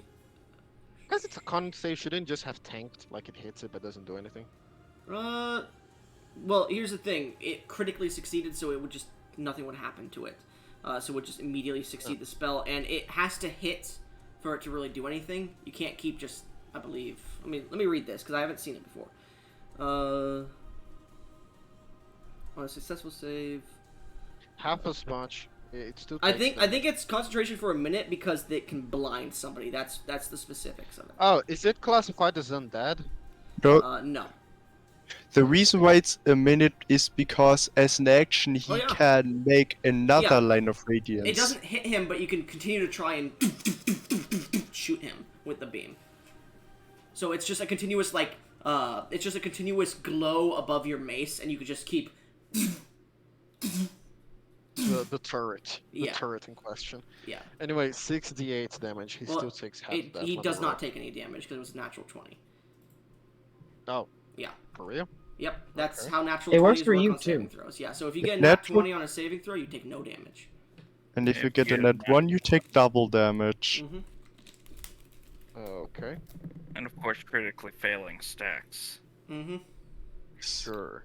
So, as you shoot this beam, it seems to dodge out of the way. Well, actually, it would be a con save, right? So, it seems to deflect off a part of its body, not seemingly hitting hard enough to deal any damage or going through its armor. Okay. Is it just You deflects? did say have another action, right? Unfortunately, because you didn't go first, no. Oh, so the nat 20 has also to make you go first? As I described at the beginning of the combat, a natural 20 on initiative, if you go first, or if another creature of your allies has a natural 20 and they go before you or something, you both get the extra action. But if you don't go first with that natural 20, it's just a waste of a natural 20 besides going higher on the initiative. Oh. Yeah. Okay. Yeah. me It's see it means that your entire team, if they all go with natural 20s, even if an enemy has a natural 20 and they go right after you with a natural 20 and they're like first, second, they would get an extra action too. But it's basically anybody with a natural 20 at the top can get an extra action if there is somebody with a natural 20 at the top with a natural 20. So the top goer has to have a nat 20. Gotcha. Sure. Mhm. Because Otherwise, it's really powerful. I'm gonna cast Shield of Faith on myself. That's the only thing I can do. Wouldn't Shield of Faith is that- concentration. Yeah, that would Um, delete your Sunbeam concentration. Oh, yeah. So, let me see. I don't think I have many bonus action. Do I have any bonus action? Cantrips? No. Doesn't have to be a cantrip, remember. No, I know. I'm just thinking. I already went through the entire You didn't. Don't you ignore that rule? You didn't prepare a spiritual weapon. spiritual weapon. Yeah. Yeah. Yeah, it's a bonus action. No. It's one of the best spells the cleric can grab. Guys, Yeah, it doesn't I- matter. It doesn't matter. Oh. I Whatever know. he I'm, prepared, he I'm prepared. trying to not meta game too much. Not meta game, but min max the cleric too much. Yes, that's fine. That's fine. 'Cause I I'm just could used make to- it I'm much just- worse. I'm just but- used to people doing that. That's why I asked. Wow. Oh, all right. Good to know. Anyway. Yeah, that's all then. Then I'm just gonna keep trying the beam next turn. That's it. So as it bounces off, you're like, "Ugh," and you start to like control the beam in the middle of the air to come back towards him. I'll say. So you're more like controlling it like a light show, like a laser pointer or something. As it seems to bounce off, deflect, and it goes around. Whose turn would it be now? It would now Mine. be Geshiel. As you stand there, you still have your actions and everything, but you can't move towards it, and you have minus 2d8 on anything you do against it. Oh, I just realized. Yeah, never mind. I just forgot. You can't move at wouldn't all. it- Sorry. Yeah, so you I want- forgot something with the initial save, but it's too late now. Way too late now. Yeah, if you did it on the next turn, yeah, but it's been like But, 3 turns. Couldn't have rerolled because it was the end of his turn. The save. V rerolls? No, No, I didn't. no, it just ends at the end of their turn. Oh, just okay. Yeah, because the creature can use it as a bonus action every turn. Well, what I'm gonna do now is I'm gonna use my Divine Adrenaline. Then I'm gonna use my Domain. As you hear Geschiel just say, Okay. Sphärenentfaltung, Teil des gefrorenen Knights. So hold on. You said you were gonna use Divine Adrenaline first, right? Let me fucking do this. So you watch Kristoff as this dragonborn female just focuses for a second, and then just suddenly divine energy pours off of her, and you see she starts to like echo in place for a second as she then begins to mutter an incantation as an action. What do you say? Sphärenentfaltung, Teil des gefrorenen Ritters. Okay. That. As she seems to do some weird hand motions and slaps her hands together, you watch as... Who do you designate? As allies, Allies, enemies. everybody but the Wyvern is an ally and the Wyvern is an enemy. Well, his is a 120-foot radius, remember, Basilius? Yeah. Karen is twice that size. So you watch as the entire ship, suddenly, a burst of white happens, Kristoff, and you're in a field, a tundra, a valley of just snow and ice and trees, and you're not on the Isn't ship it- anymore. And we're just gonna put you guys down. We're just gonna keep you guys on the ship, but Isn't it 60 feet? it's 120 feet for you. I Oh. might have Remember, you rolled miswrote well it. enough. I based it off mine. Okay, yeah, let me change Here, it real let me- quick. Yeah, just change the distance. I'll change it too when I get the chance. Mm. And then, immediately, I'm gonna inverse the domain. That costs an action to do. Yeah, that's why you divine adrenaline. You use it. Oh, yeah. Yes. Alright. So you see That's as she like slaps her hands together, and you're in this beautiful field of white and snow. You see her then suddenly take her hands and wrap them around her hand as she she twists her fingers and brings her hands together again for another clap. And you watch as suddenly the snow pushes around, and you're in a deep blizzard. Night falls upon you all, as you're in a blizzard now, in this valley. And I'm gonna grab the shield. And remember, you are concentrating on this, I believe. I know. Okay. As you watch, she then reaches down and out of nowhere grabs this ethereal blue shield of ice. As you feel this energy pour over you, and describe what the effect of the shield is, please. Basically, it gives any ally a +5 to their AC right now. Okay. We let me also just- gain Good resistance to luck cold hitting me damage. now. And all of you have resistance to cold damage. No, it's mortal immunity. It says. That's Oh. immunity even. Damn. So give Yeah, me a I was second just to- reading through it. Yeah. So if you would like to read through the list, so you know the benefits that your friend, well, your friends don't get the benefits. Remember. They don't get the Yeah, benefits the, of the normal domain. They get it's whatever the inverse domain is now because you've inversed it. So Okay, so it is. none of us get the immunity. Yeah, no. No. Okay, but anyways, all of you gain the +5 JC. And then, because I can, I'm gonna action search and wait. What action was hunkering down again? Hunkering down is a bonus action, but you can't move on your turn. Okay, but I already used my bonus action to grab the shields. You action search, so you get your bonus action back. Yes, action search, and Mhm. then just use the bonus action to hunker down. Thing needs to make a con Okay. save. Give me. Well, that's on its turn. Yeah. I'm just giving a rough estimate. I'm trying to build the battlefield not on the ship because you're not on the ship anymore. Give me a second. Let's see, it would be Big Wizard Man, which would be him, and he would be about here. Okay, so if you go south a little bit, Chiron, you'll see a small little representation of the battle.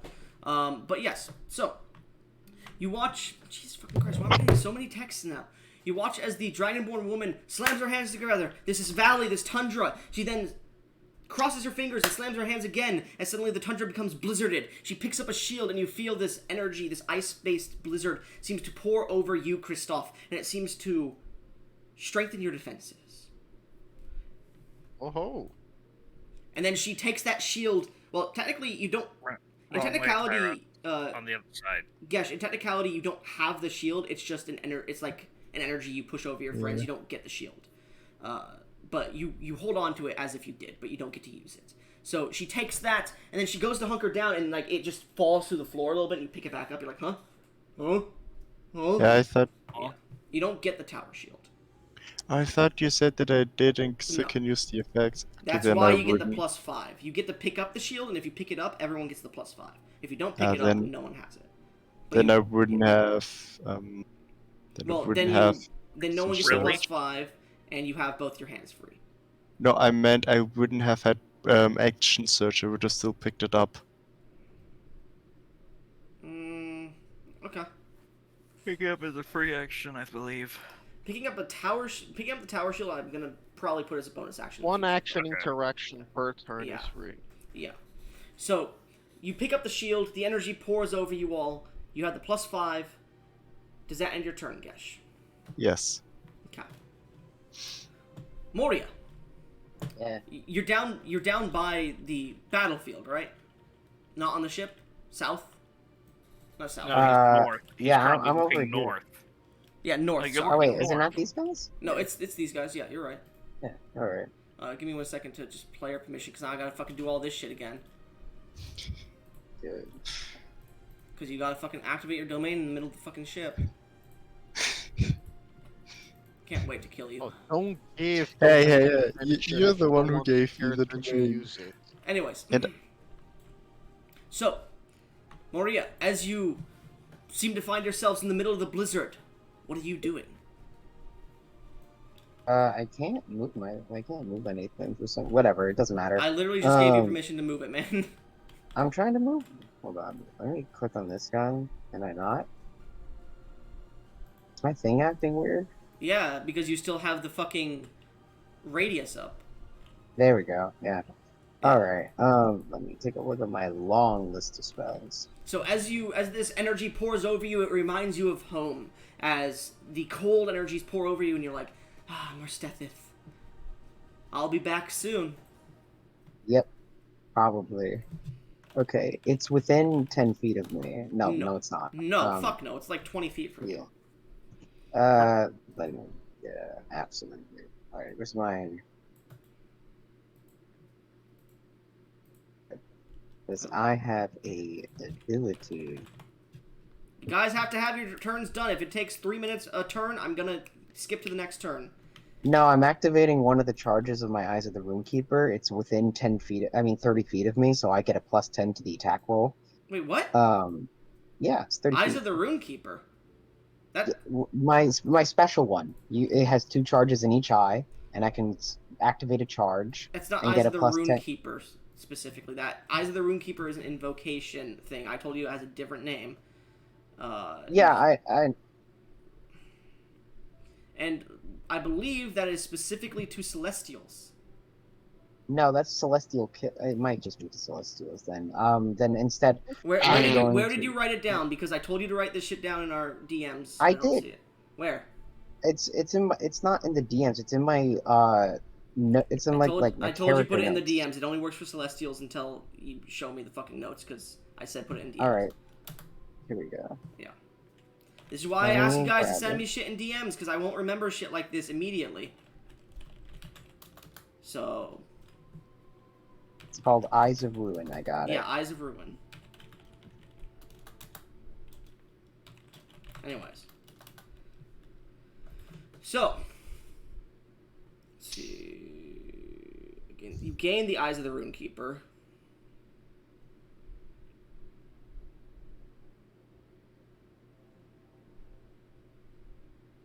Yeah. Oh, no. Sorry. Yeah, no, it is any creature. Yeah, I was reading it. Sorry, my bad. I completely forgot about it. I thought it was just if it's celestial. No, but yeah, you can give yourself plus 10 to the roll. Woo. Yeah. And then. So you guys watch as the vampire Moria stands there. The runes in her eyes, on her left eye, flash for a second as her eye goes completely red, and you see surrounding the wyvern are these Celtic-styled runes that seem to just flow around it like ribbons. And I'm going to, as 2 actions, cast Scorching Ray. This time, both at 5th level. okay. And this will be. Make all of your attack rolls, please, in chat. Yep, I know. This is a this is a plus 24 to each hit. Jesus fucking Christ. Oh Yeah. shit.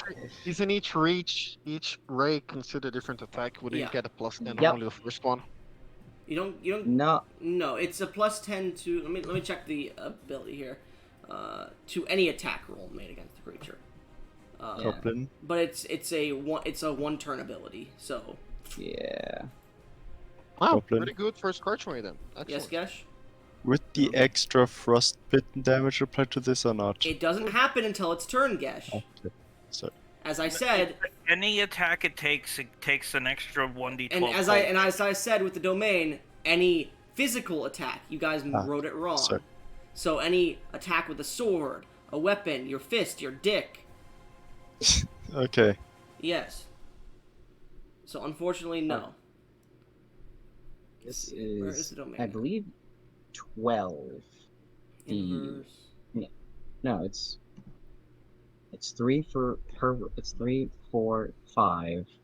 Yeah. Yeah. So it's Three, meant to be four, five, six. every physical attack they take. So like a sword or something that deals physical damage, not fire damage and shit like that. Because in technicality, fire damage would stop the frostbite effect. On the Alright. start of their turn, they take 1d12 damage per every turn. Additional, an inverse, blah blah blah. Okay, good enough.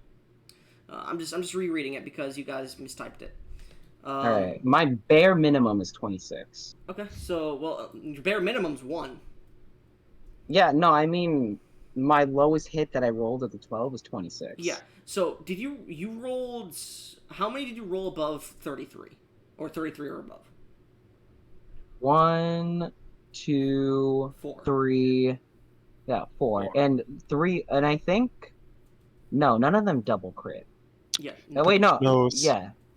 So But four two of them hit with criticals. So everyone hits. So roll all of them, and then what is it? It's 5. It's 5. It's 2 level 5th spells. That means you just do extra ray. A 5th level spell means it does 1, 2, 3 higher, which means you get 3 more rays. So 6 rays per one, right? Yeah. So that is 6 times 2. Well, 12 times 2 is 24, and then you crit 4 times. So add 2, 4. Add 8 more d6 to that. So 32d6. Mm-hmm. Hey, So you watch as Maria summons multiple small motes of fire around her that start to spin like a Gatling ray and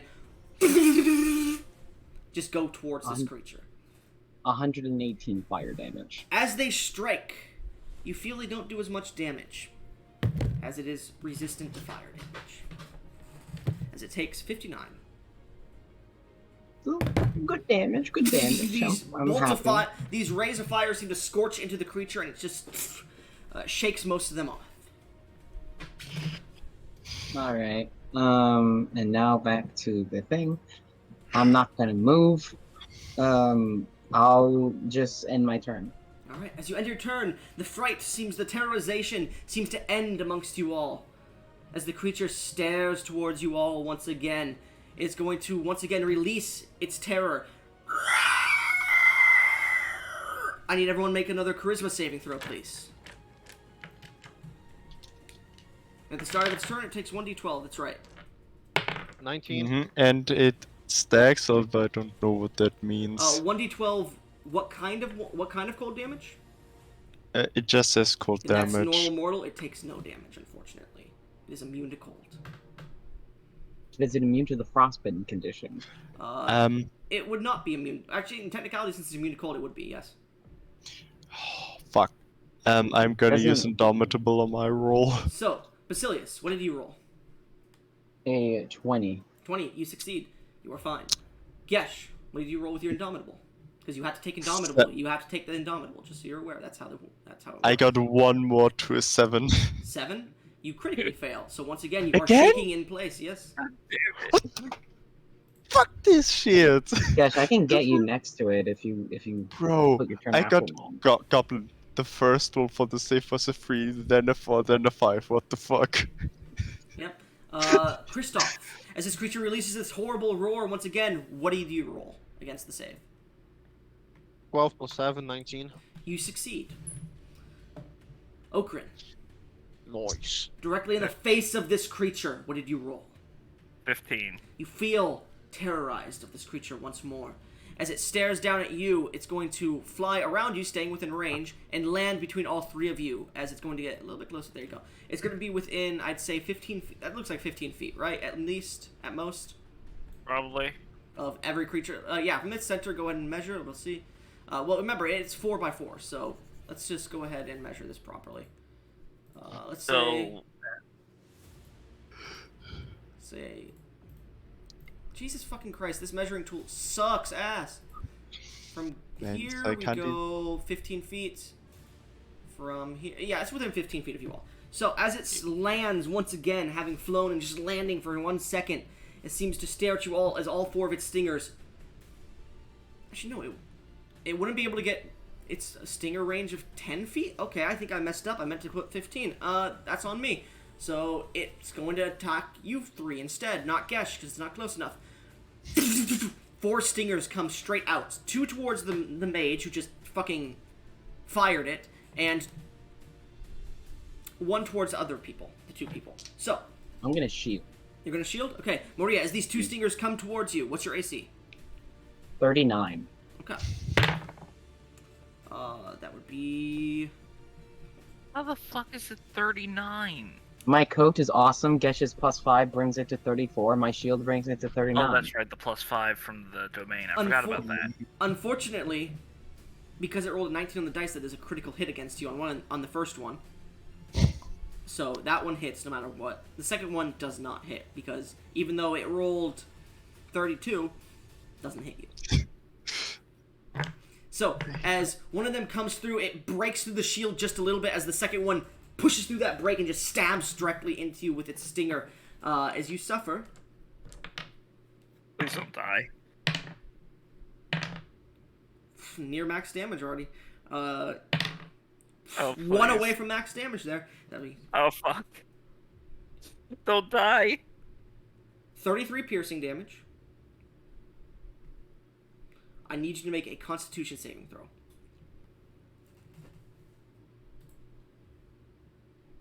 Okay. 14 plus 9, 23. Yeah, 23. 23? Yeah. Alright, as the poison pushes into you, you manage to throw the stinger out just in time, as you only suffer... Let me roll this in chat, because it's a lot of dice.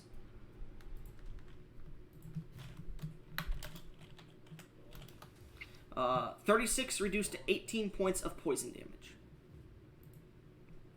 As it then strikes towards you, Kristoff. Kristoff, what is your AC? 23. It's gonna critically hit you with a 34. Okay. Actually, hold up. You don't have Shield of Faith up. Never mind. It strikes into you as it seems to pass just through a chink in your armor as you suffer. Wait, don't you have your account for the +5? The what? Oh, did you add the Just +5 from the domain? No, it would be 28 then. Okay, 28. Then it just hits you. It doesn't crit though. So let me re-roll those dice because I rolled a bunch. So that would be worse. Worse. God damn it. It's below average, so I take the average. 22 piercing damage. And I need a Constitution saving throw from you. Okay, give me a second. On save. 18. 18. You barely succeed as the poison pushes through your body and you pull it out just in time. As I'm going to then add another soundtrack so we can have more than just one. Copy music. As you suffer, let's see, let's roll this in chat. You took the 22 piercing damage, and then you took halved 36 reduced to 18 poison damage, and you're not poisoned. Synchronicity. Okay.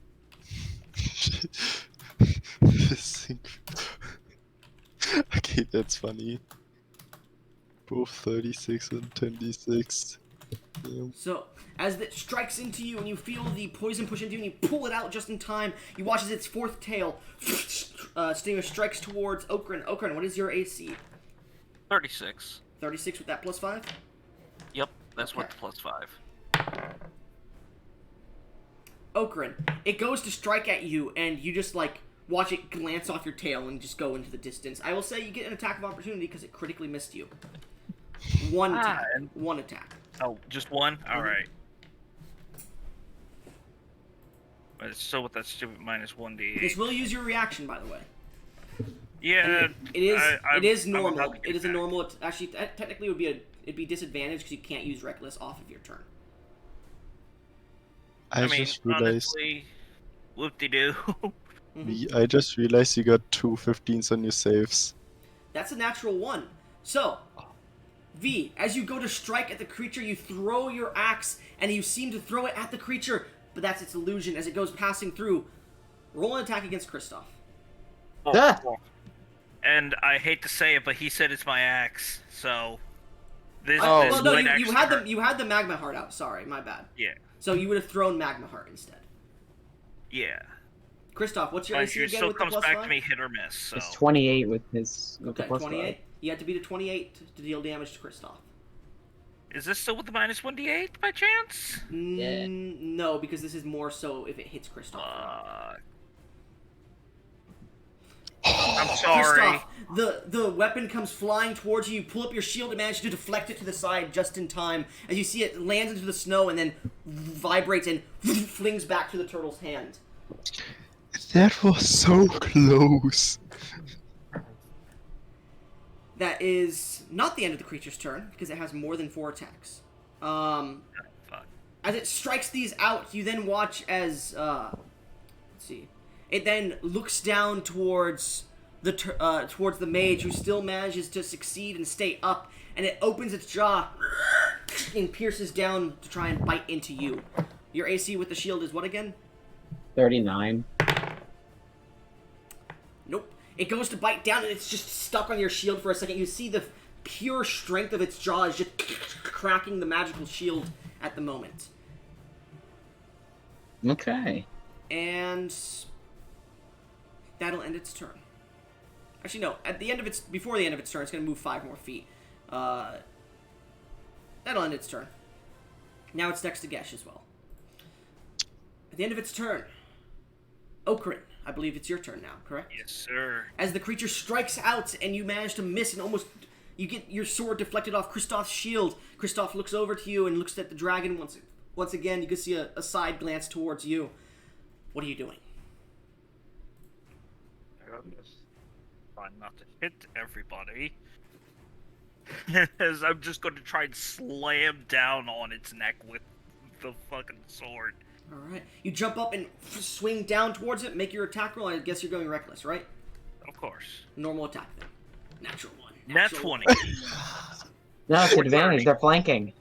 They are. That's- No, they're not flanking because it has you guys in range. You guys don't have it in range. Bro, Oh, Goblin, yeah. it's net 20 again. Mm-hmm. I I'm see not that. kidding. I see that. 30. Hey, that's As you worthy. jump up and go to strike down, it seems to get ready to bite down towards Gesh. Its 4 tendrils coming down towards it. It seems to have realized at this point, after those strange movements, Gesh has created this area out of magic, and it's going to try and take that down. As you jump up and strike it down, go ahead and roll damage. Oh, no, Damn. you don't. This is all bludgeoning. Yeah, and we're gonna quadruple. Mm-hmm. Oh, that's only 29. Too bad you don't have Great Weapon Master. Times 4 would be Maybe Times 4 would 36, be 116. 116? Okay. Yeah. Yes. Alright. 116. So, as you strike down on this creature's face, you see, like, the entire neck plates and the back of the head plates shatter, and you can just see goop fall out. And as it does, you can see it freezes in place here on the ground. It's not. Is it dead? Nope. It is still alive. It is looking bloodied now. Alright. Well, close to bloodied. After these 2 heavy hits from the barbarian of the group. As you strike down, you still are on the top of it, like riding it for a second. As you grab your weapon to strike down again. Nope, not Nope. quite. I'm gonna Okay. have a little bit of fun with an ability I have not used at all. Mm-hmm. Roots of the Seedling. I'm gonna use my bonus action to have the tree try to wrap this thing up. Isn't the elemental cleave a bonus action? No, the elemental cleavage is part of the attack. Okay. As you bring up the weapon and you look down towards this creature, you guys watch as the roots of the tree on his back shake out and try to wrap around the creature itself. What size can the creature be? It does not specify a size. Let me look in the DMs. I thought I specified a size, but I might have been stupid and not have done that. Let's see. Even if it's the same size as me, I'm about as big as this thing.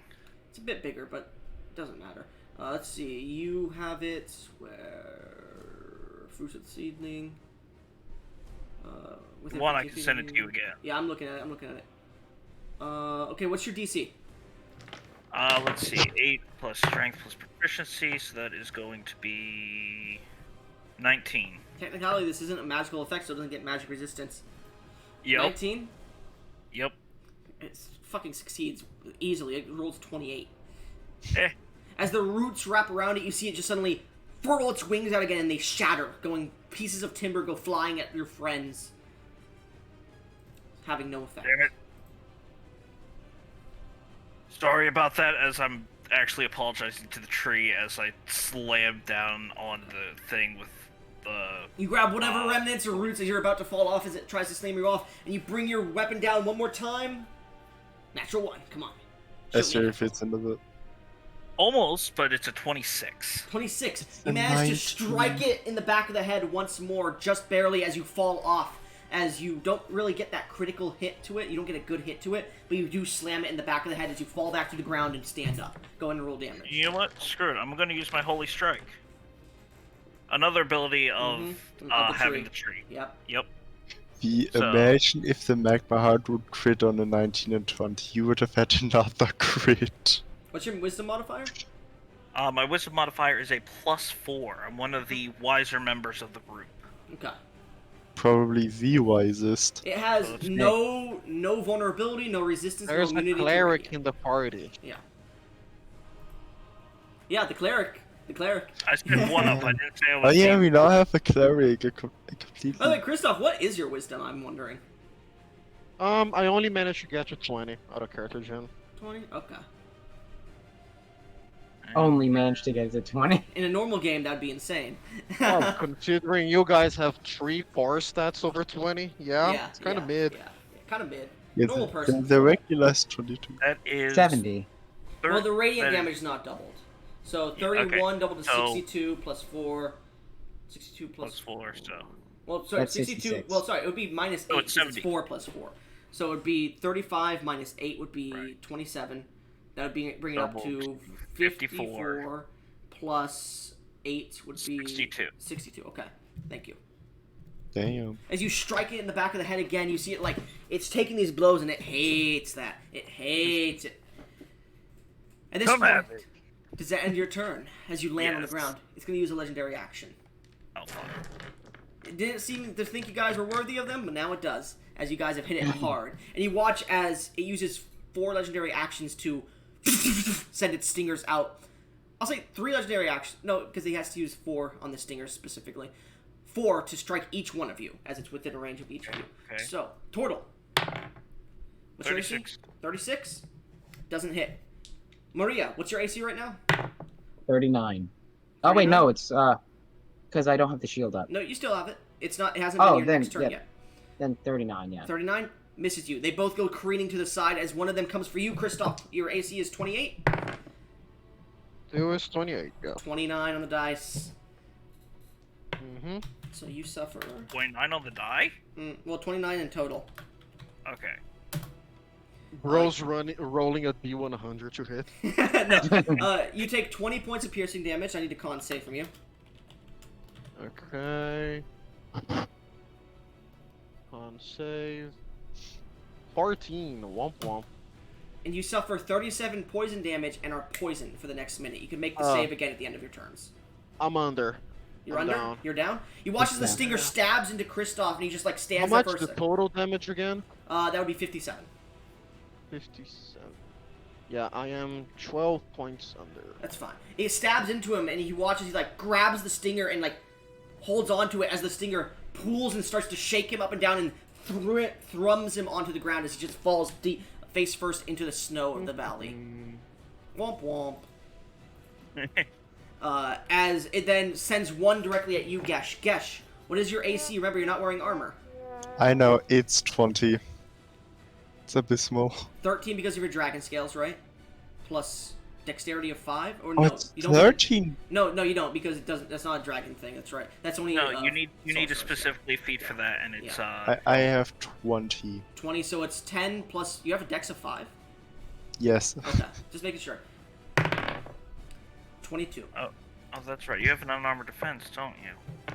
No, he doesn't. I just... I thought he did because he was a dragonborn, but then I forgot that's a feat. As it So stabs. plus 5, wouldn't it only be 15? No, because he The has plus the plus five 5 from on the the shield. domain. Domain. I keep As- forgetting that. As it breaks through your domain, like it breaks through your the coated outer layer. It does not take damage. Doesn't matter. It breaks through your. Oh, I forgot. It is immune to cold, so it doesn't matter. So it doesn't take that extra cold damage. Yeah, I'm stupid. Sorry. I was remembering. Oh, he did physical damage. Doesn't matter. It strikes into your stomach as well, Gesh, as it sidewinds and pulls through your right kidney as it seems to strike through you. I need you to make a con save as you suffer. I'm immune to poison. Oh yeah, that's right. You suffer 28 piercing damage. I need you to make a con save for maintaining your domain.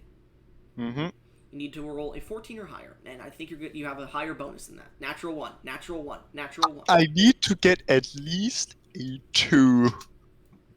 30. As you guys watch, the domain flickers for a second, but stays up. You watch as she's staring at this creature, and it's staring back at her without its eyes. Can I growl at it? Like, "Arr." Can I intimidate? It's not intimidating by you. Aw. It's the terror of the skies. Anyways, the end of that legendary Then the action, terror of the Kristoff, ground. as you fall to the ground and your vision starts to fade a little bit, as blood starts to stream down your face, as you watch these individuals battling against this mighty terror of the skies.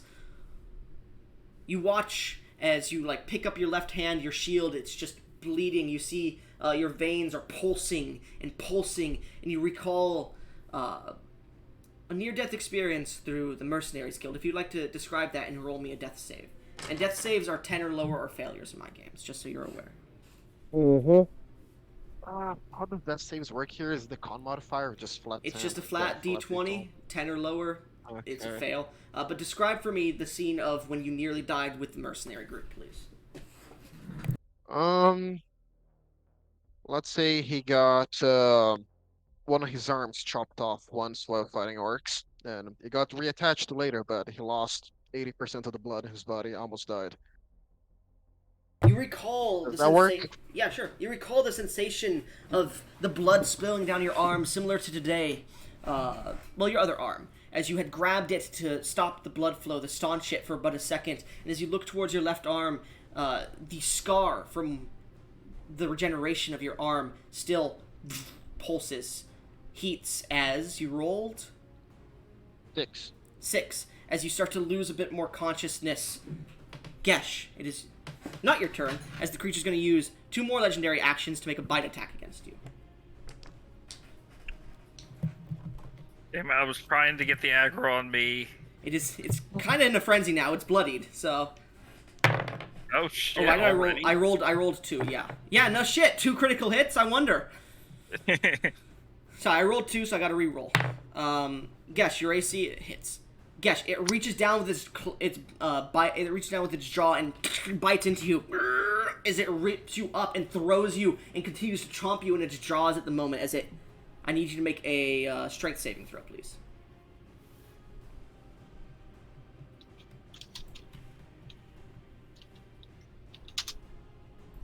Oh, 14. That is a critical fail. Now I got the 2 on the dice. As it bites into you, you are grappled and restrained within its jaws as it's continuously moving its mandibles to just deal damage to you. You take 29 points of piercing damage. You are grappled and restrained by the creature. Don't worry, I'll try to get you out by smacking its neck again. And it's not swallowed you, so it still has you grappled there. You could try to break it as an action on your turn. Anyways. It is now, I believe, Gesh's turn. As you're in its mouth, you're trying to like stop it from grabbing you, but you're stuck and it's just piercing through you. What are you doing? As an I will try to break out of it. As an action? Alright. Mhm. Make me a strength saving throw. Or sorry, this would be an athletics check specifically, because it's not a save. You're trying to break It's the same thing. Yeah, it doesn't matter, but... 20. 20. You try to push, and you push 2 of its mandibles up, and you're like, okay, I can make this, and then it's 3 forked tongues wrap around you, and the mandibles crush you once again. Wait, aren't you supposed to also have... no, I'm not gonna say, never mind. Don't worry about it. Nope, I have nothing. I will try my other action to break out. Alright, as you're like fighting against these tongues and trying to push, go ahead and make an athletics check again. Fuck. That is a critical Yeah. fail, so it's critical fail, so it chomps down on you again. As you suffer 25 points of piercing damage. Your body is just being pierced straight through. Anything else on your turn? I will action search and try it again. As you're being crushed and the saliva is starting to melt upon you, you reach up and grab its jaw and try to force it open one more time. Come on. The last 30. bits, the vestiges of your strength, barely managing to pry this creature's mouth open in time for you to jump out and land on the snow. Good thing you didn't end your turn in there, because you would have taken a lot of acid damage. Good. Anyways, as you land in the snow, I will say you land prone. But you land prone, and I'll say you could use the rest of your movement, the rest of your turn to stand up. Okay. I don't have any movements good. Yeah, you stand up because you would have been restrained. I would have said you definitely would have had to use like half your movement to jump out of its mouth and everything. But you stand up and you look towards this creature. How injured are you looking? I am gonna use about 50 of my points to at least be I not believe that is an action to do. No. What action is Oh, it? it's only on the beginning of my turn. Yeah. Never mind. Yeah. I Body am. of Eternity. Yeah, Body of Eternity. It's at the very beginning of your turn. You can choose to use it. I am a bit underbloodied. So you guys watch as Gesh pulls out of the mouth, and you can see they are just bleeding, burnt by the acid in its mouth, and just huge pierced wounds across their body. You look over towards Kristoff to ask for some healing because you notice they were a cleric, and you see that they're on the ground unconscious as well, dying. What do you... Yes? Never mind. Anyways. At the end of your turn, the creature's going to use its last... Oh, no, it can't do that because you're not captured by it. It has one legendary action left. It's going to make another stinger attack at you, Gesh. Actually, I will need you to make 2 con saves because you were crushed in its mouth twice. Oh yeah. So it would be 14 and 14 again. Natural 1. No, Natural that 1. So we do No. that. 30 and It's going to 28. make a last stinger attack again.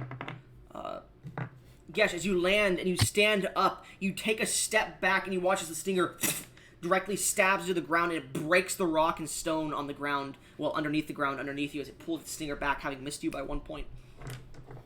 Roll a 3 on the dice. Wait, I just realized I got on the D20 plus 12. Within like 5 rolls, I got 3 30s. Anyway, as it strikes down with this last legendary action on its turn, it is now Maria's turn, as the creature seems to be looking around, haphazardly, bleeding heavily. Now, am I flanking with Gesh? No, you're not up next to its base, and neither is Gesh. Its bite attack has range. I'm going to upcast to 6th level a Witch Bolt. And also upcast a Witch Bolt to 4th level. So I'll roll these 2 Oh, they're attacks. Yeah, they're attacks, and I'm going to Eyes of Ruin my last charge, which I believe I get both of them back after a long rest. Yes, at long rest. But RR2, 1d20 plus 24. 34 and 26. 34 and 26, they both hit, and the 34 is a critical hit.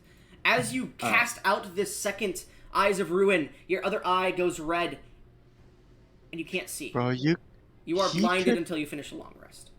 Morris, you could theoretically triple critical hit. I'm blind, Gesh. You're gonna have to lead me around. This is the crit. So 70 lightning damage. 70, hold on. 70 lightning damage? Yeah. Give me 1 second to check rolls and just, yeah, 70 lightning damage. Let me see its resistances here. It is vulnerable, so 140. Fuck yeah, and then... So as you strike into it with this beam of lightning, it just shatters through its side armor and comes out the other side, similar to the lightning bolt of the last night. As the second one strikes into that same wound, go ahead and roll damage. 38. It is still standing, as it seems to take both hits.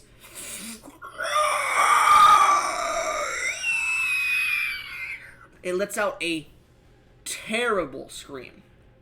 Yeah, and then at the end of each of my turns, I can use my action to... I can use my reaction to deal an extra 1d12. Do you have to see the creature? Oh, wait. And on each of your turns... Oh, wait. On each of your turns for the duration, you can use your... Never mind, it's an action to do it. I thought it said reaction. That is my bad. No problem. It doesn't say for this extra action I have to see it, but to hit the creature with it in the first place, I have to see it. Okay. I'm now blind, though. Yeah, at the end of your turn, your sight just vanishes. All you see is, like, deep crimson red. You all watch, anybody that's awake at the moment, watches as her eyes are just bleeding profusely. That's probably not good. Yeah. That's an effect I didn't know before, and now I do. Man, it's almost like an item called God Killer isn't meant to be used by mortals. And it's not... Yep. It's sacrilege, almost. Possibly. Moros is more than a mere mortal. Anyways, does that end your turn? Yeah, that ends my turn. At the end of your turn, the creature starts to look around frantically as it's below 10 HP. And it's going to use its mythic action. Oh shit. As it gets down, all of its wings furl inwards, and then all at once shoot outwards, and you hear, as the stingers go outwards to,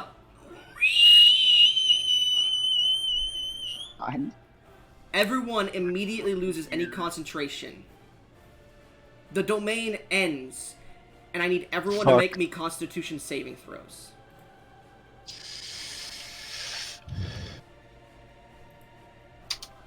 Yeah, I'll get you Grub Killer Star. Shit. 16. 16, 27. 25, and 27. Yeah. Okay.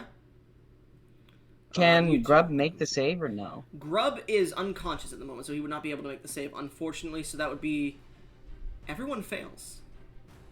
Oh. As this. Yes. Fucking sorry. What? I'm sorry, what? Yep. As this mythical action seems to shred the errant magic around it, and it seems to pierce into your minds. This sonic screech seems to bleed your ears. Everyone suffers 60 psychic damage. Ow. Oh god. I'm at 1! You are also all incapacitated for the next minute. Oh shit. As the creature, I'll get rid of Grub from the ground too here. As the domain ends, you all watch through hazy eyes as you're stumbling around as the creature flies away. Oh, thank god. And that's the end of the combat. Oh fuck. Grub, How make me a death close save. were we? 9 HP. 9 HP. 9. Oh my god. No! Hold up. If only I dealt a bit more damage. I was. Are you kidding me? Nope. 9 damage? Imagine if I had Transmute Spell and made my Scorched Rays lightning damage. Yep. You guys know more about the creature now. Actually, in technicality, no, because it didn't get its turn again. Yeah, no, I'm right. Yeah, no, I'm stupid. Never mind. Forget me. Anyways, so Can I, give me as one it's second. flying, assuming it comes back to my turn, can I use an action to deal an extra one? You are damage? incapacitated for a minute. So for 10 turns, Aw. it has a flight speed of, I believe, where is it? A flight speed of 160. So 320 while dashing. By 10 turns, it's over 3,000 feet away from you, descending into the clouds. And We can't stop that. No, Oh, And the and fact it is that I concentration, forgot it doesn't something matter. comes to bite me in the ass again. Shit. So let me go ahead and get rid of Cause Tailspire. Because I forgot the Let me D10s log out again. of it. Yep. Shit. That's I'm not- so stupid. What, Gash? I forgot the D10s again. Good. It might have been dead. Oh, So, no. as you all are We starting to would have come leveled back, up so much. Gash, shh. I'm trying to get the story started. Probably Please. not. Grub, please. Can someone at Grub because they're gone again? Grub. Oh, They're gone. did At Grub? them. At them. Yeah, they said at them. Yeah, someone at them, please. I did. Thank you. Oh crap. That means we can't help him for 10 turns.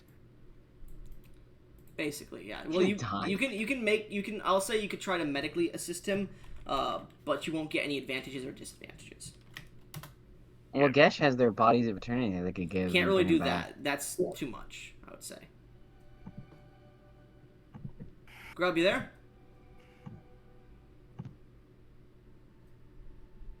I'm gonna ping them again.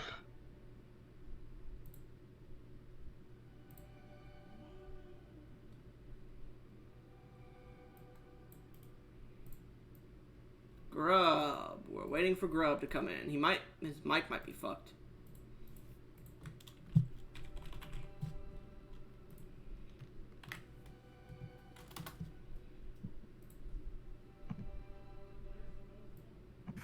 Let me just get some stuff set up for the travel here, and then we'll be good.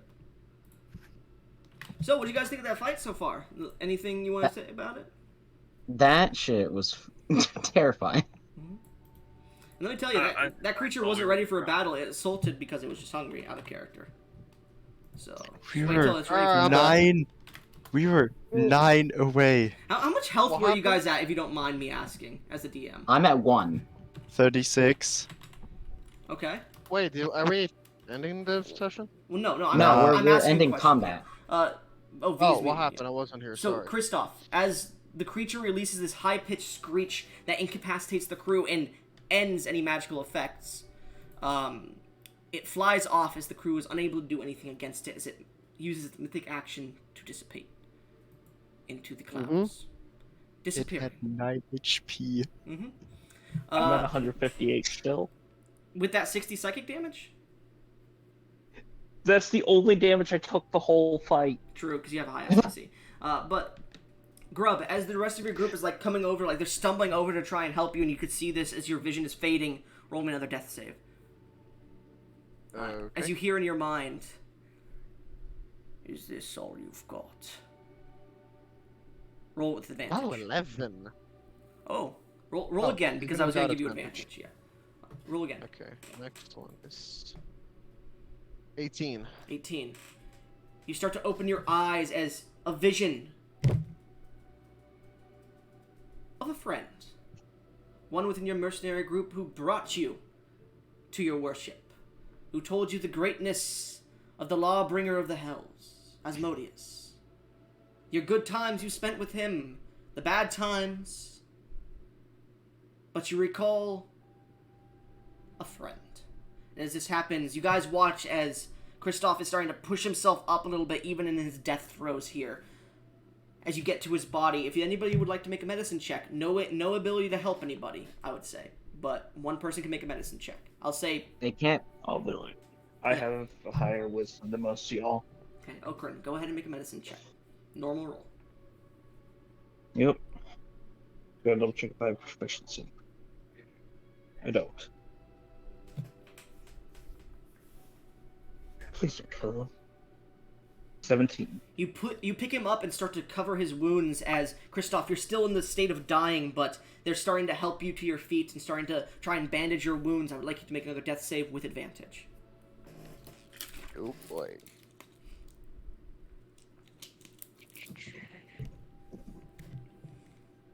First one is 13, second one is 6, so 13. Alright, as you start to, you start to flash in between flashes of your memories and you recall the last time you saw your friends. The red skin, the beautiful horns, the slicked back hair of your tiefling friend from Hystelia, as he brought you to Hystelia proper, and then you said your goodbyes. No tears shed. You'd see each other soon. Or later. But you recall the golden gleams of his eyes as he stared and waved you a farewell for now. Anybody else trying to help? I'd say Okran cannot make the check anymore. Who else wants to try and help? And how are you trying Can to? I? How are you trying to? Cure I'm his wounds? blind. Oh yeah, you can't do shit. Gesh, are you trying to help? Do we really want to trust my +0 right now? Well, if you don't help, Kristoff does not get advantage. I have a question. Fuck No it, I will Can't- try. I know Okran can't make the check, but can he guide my hand onto? Oh yeah, no, he could guide your hand the next time. Yeah. Yeah. Okay. I can do that, and then I can. Oh, I don't really have any spells that could do anything, but could I like? You don't have I- that word? That word, no. Spare the dying? No. I. That's like a. I would Okay. have to spend. I had to find it. I think spare the dying is a It's cantrip a cantrip. for clerics. I'm a wizard. No, divine. Oh, shoot. yeah. Can I cast Gesh, Can I? What? Gesh, roll please. But it's me, isn't it? No, he's rolling this one. I said the next one he can. 13. Oh. 13. You're trying to stop his wounds, but you're not sure how to stop the poison going through his veins, so unfortunately he does not get advantage from this. Kristoff, Oh. as the poison pumps through your veins, roll the death save for me. Oh boy. Just wanted to ask something stupid. Ooh. 17! 17. You're starting to have your visions flash through your eyes of the first time you communed with the Lord of the Hells. You remember his charismatic nature, and he sits upon his throne deliberating. The scene plays out differently, though. He looks to... It plays out similarly, but it almost seems like he's speaking to you now. As his words radiate through you, his divine, infernal energy passing through you. He looks down to you, his face shrouded in darkness. The only things you could see are the glows of his yellow and red eyes, and a face scorning you as he looks down and asks, "Is that all you've got?" as you feel the fires burn and sear your wounds. Everyone watches as fires begin to lick up out of the wounds and begin to sear them closed, almost like hands themselves closing. You watch as a bit of the blood itself seems to turn into like sewing needles themselves and start to sew his wounds closed. And you feel heat radiating from him as this burning sense of sulfur seems to waft off of his wounds. As his wounds heal up, Christoph, you're at 1 HP.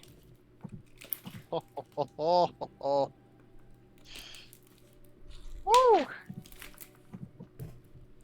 As you all sit on the ship, having driven off this monstrosity, some of you successfully, some of you with a lot of trouble. Not as much. Yeah. You look towards each other. As people are rushing around the ships, you see the cannon decks are firing off at anything that flies near the ships right now. I leave it to you on this windy, sunny day above the clouds. What are you doing? What are you saying as the incapacitation fades? What's happening? I can't see!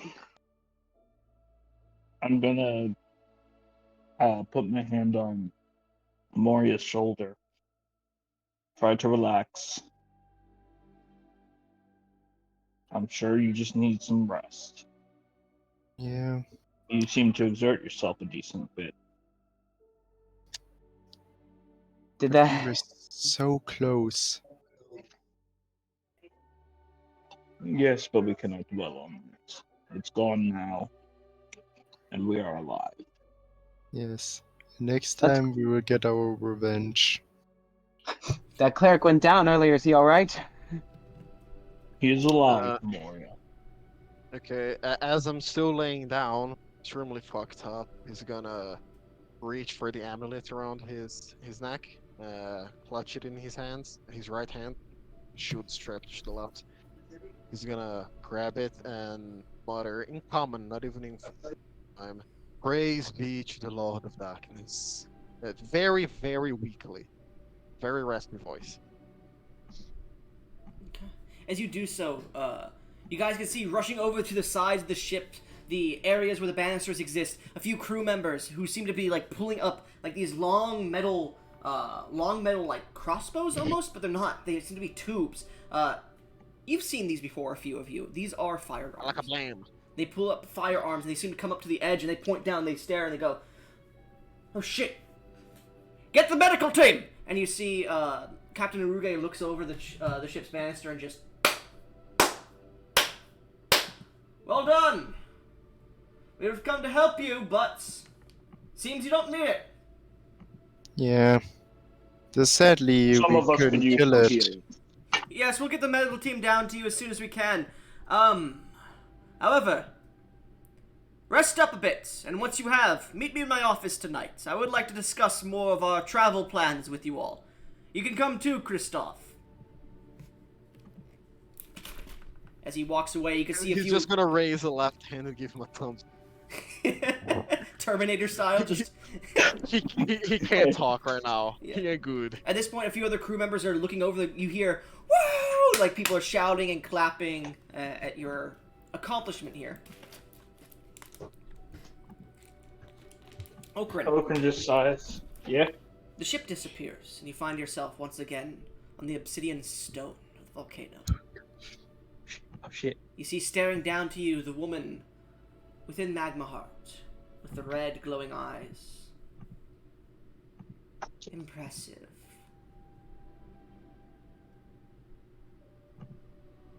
Make me a He charisma. smiles. Go ahead, sorry. He smiles a bit. Ugh, can't just not let you be used after all. That sounds weird.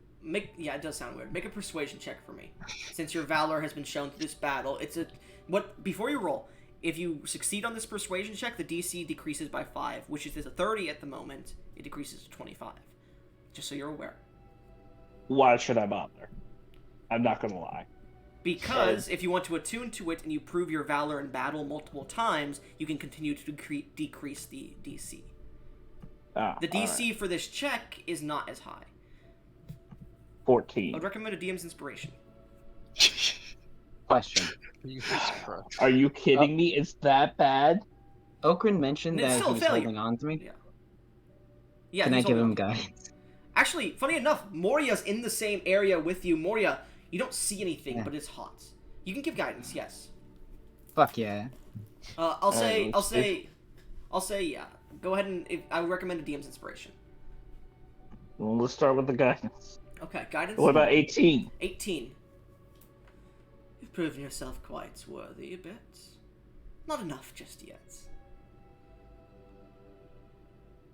I'll give you permission to draw my sword once, and for only a minute. After that, it shall remain sheathed. At this point, you feel yourself pulled out. The DC for the sword is now reduced to 25 if you would like to put that down at the moment. As well as she has given you permission one time to draw the sword for a minute. So basically, this is a we fucked up. Oh, we fucked up. It's basically a Deus Ex Machina. You mean Deus Ex Machina? No, Deus. I know I'm wrong. Don't fight me on this, guy. You lose a DM's inspiration. I don't even have one. Well, the Go next down boss, negative the next one. boss gains 10 temporary HP then. I damn it. haven't said anything. I don't You did. know what... You did. Gash, shut up. Shut up, Gash. Before you dig yourself a deeper hole. Anyways, so as the party begins to rest for the day, Alright, as the trip I've made note. Okay, thank you for making the note. As the trip seems to continue along, even after the attack of the creature, it didn't seem to do much damage to the ship that you were on, but it seemed to be making multiple attacks to the ship itself on the sides, and you could see people going to repair them mid-flight. What are you all doing for the day? Man, I'm taking a nap. Okay, Kristoff takes First a off, nap. and I I'm will blind. first getting properly dressed Yes. because I'm still basically Luckily, naked. Kristoff's so out of it, he doesn't notice that you're nearly completely naked. We can sing some shit. He's not phased. Well, you might be phased by this woman with 2 large fucking dragon dicks. I had to deal with succubi and incubi. That's true. Yeah, never mind. You're true. Tell your truth, Bo. Anyways, but yeah. You go to take a nap. Gesh gets formally dressed in his armor, realizing how dangerous the skies may actually be now.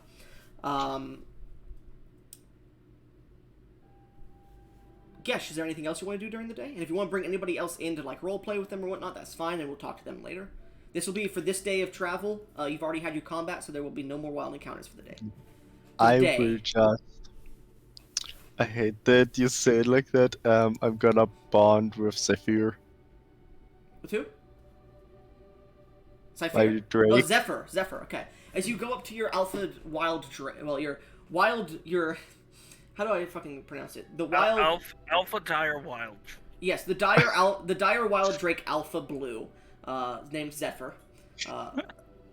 Zephyr the Dominated specifically. Sounds like a Yu-Gi-Oh Bro, card. it sounds like a cool ass band name. It sounds like a fucking Yu-Gi-Oh Dire card. Wild Drake Alpha Blue. Bro. Welcome to 96.2 Dire Alpha Wild Drake .2 Blue. Bro. No. I just played Yu-Gi-Oh yesterday, Cool. and this fucking sounds like Yu-Gi-Oh. Cool. Remember, we're making a card game for Tales of Turam. Oh Yeah, yeah. I need you to help me with that. Anyways, going off of that, you begin to bond with Zephyr. How are you bonding with him? I assume you give him his name, correct?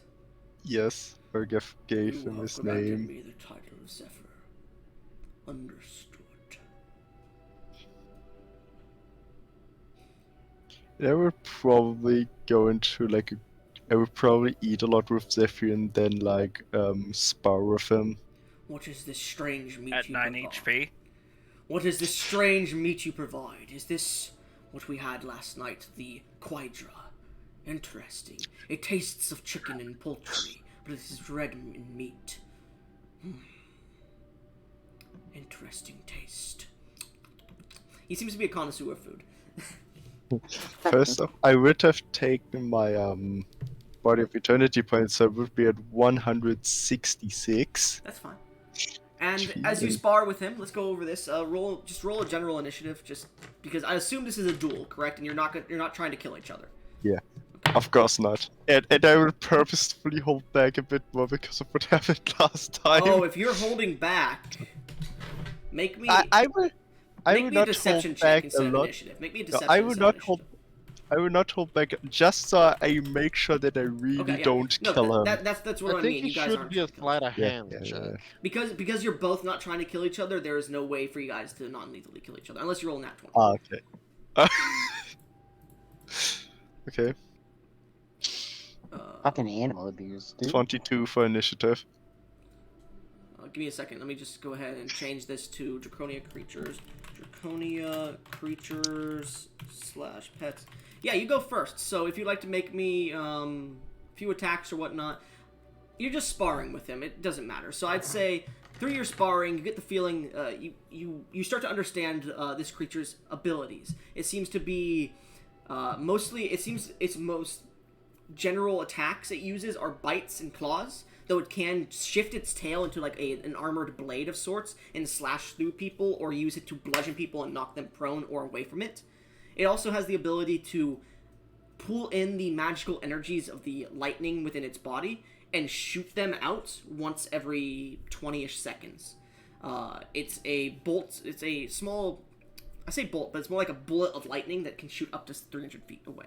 And it seems to be a very tactical creature. Unlike the other drakes that you know, this one seems to have a higher intelligence, even than your own. That's a low bar. And almost twice yours. And the other drakes, It is twice. the other drakes, as you try to speak to them, they don't seem to be able to respond to you, but they seem to understand what you're saying. This one can actually speak Draconic back to you. Out of character, they can understand but not speak. This one can speak Draconic.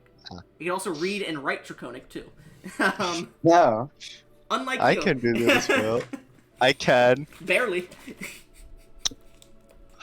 Shut up. What the fuck is happening with Eotis? Why isn't he here yet? I don't don't know. You might be sleeping. Well, he's an idiot if he's sleeping. Anyways. So, as you spend time bonding with Zephyr the Dolinated, you are sleeping. Okrin, what are you doing for the day?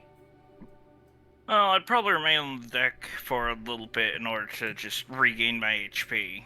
Okay. For starters. Mhm. Then after that point, get some food. Probably. What would I be doing? I don't really have much to. You know what? I think I'll actually try to talk to this Kristoff. Okay. You I'm curious about what his deal is. You ask around and go to his room, and Kristoff, as you finished a short rest, we'll say, because everyone's gonna get a short rest at the end of the day, starting with night. Because in case you roll a wild encounter, I don't want you guys to be just fully juiced again. So if you want to just roll your hit dice right now instead to get as much hit dice as you want back. Okay. Yeah. All right. You're in the middle of like resting though, like you are fucking just you hear, Kristoff, do you want me to get the door for you? Yes, but do hide yourself first. Okay, I got you. And you, V, hear that conversation because of your high-ass passive perception. And then you hear... It's an inferno, though. He doesn't understand what I'm saying. Yeah, you hear...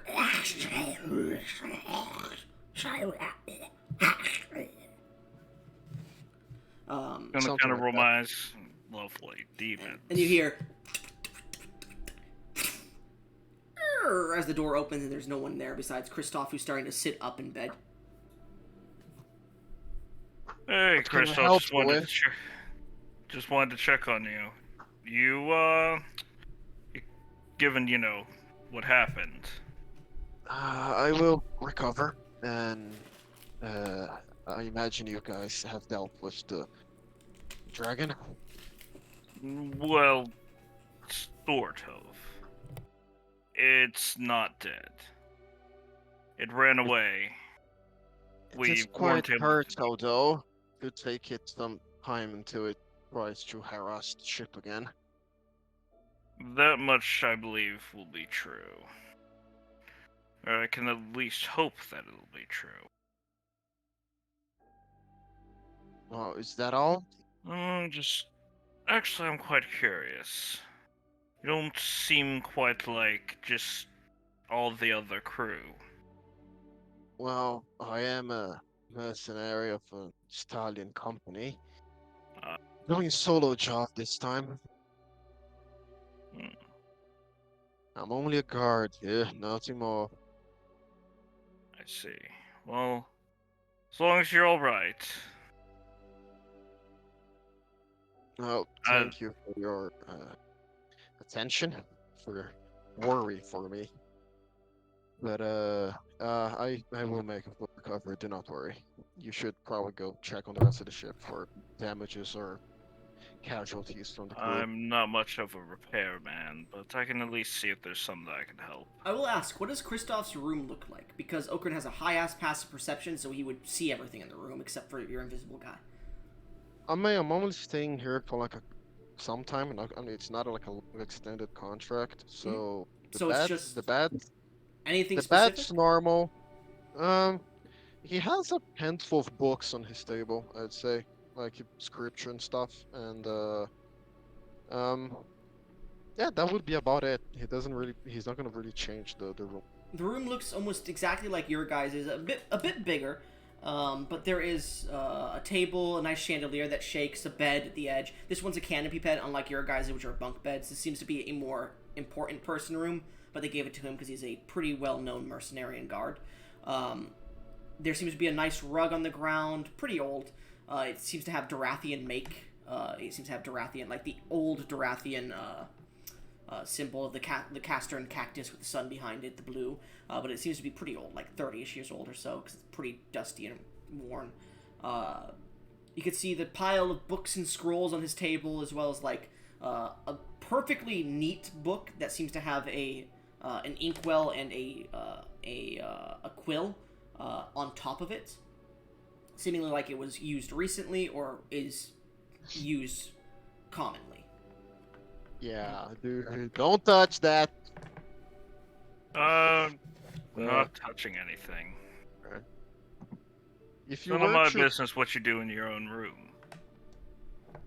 Oh, okay. Oh, thank you again.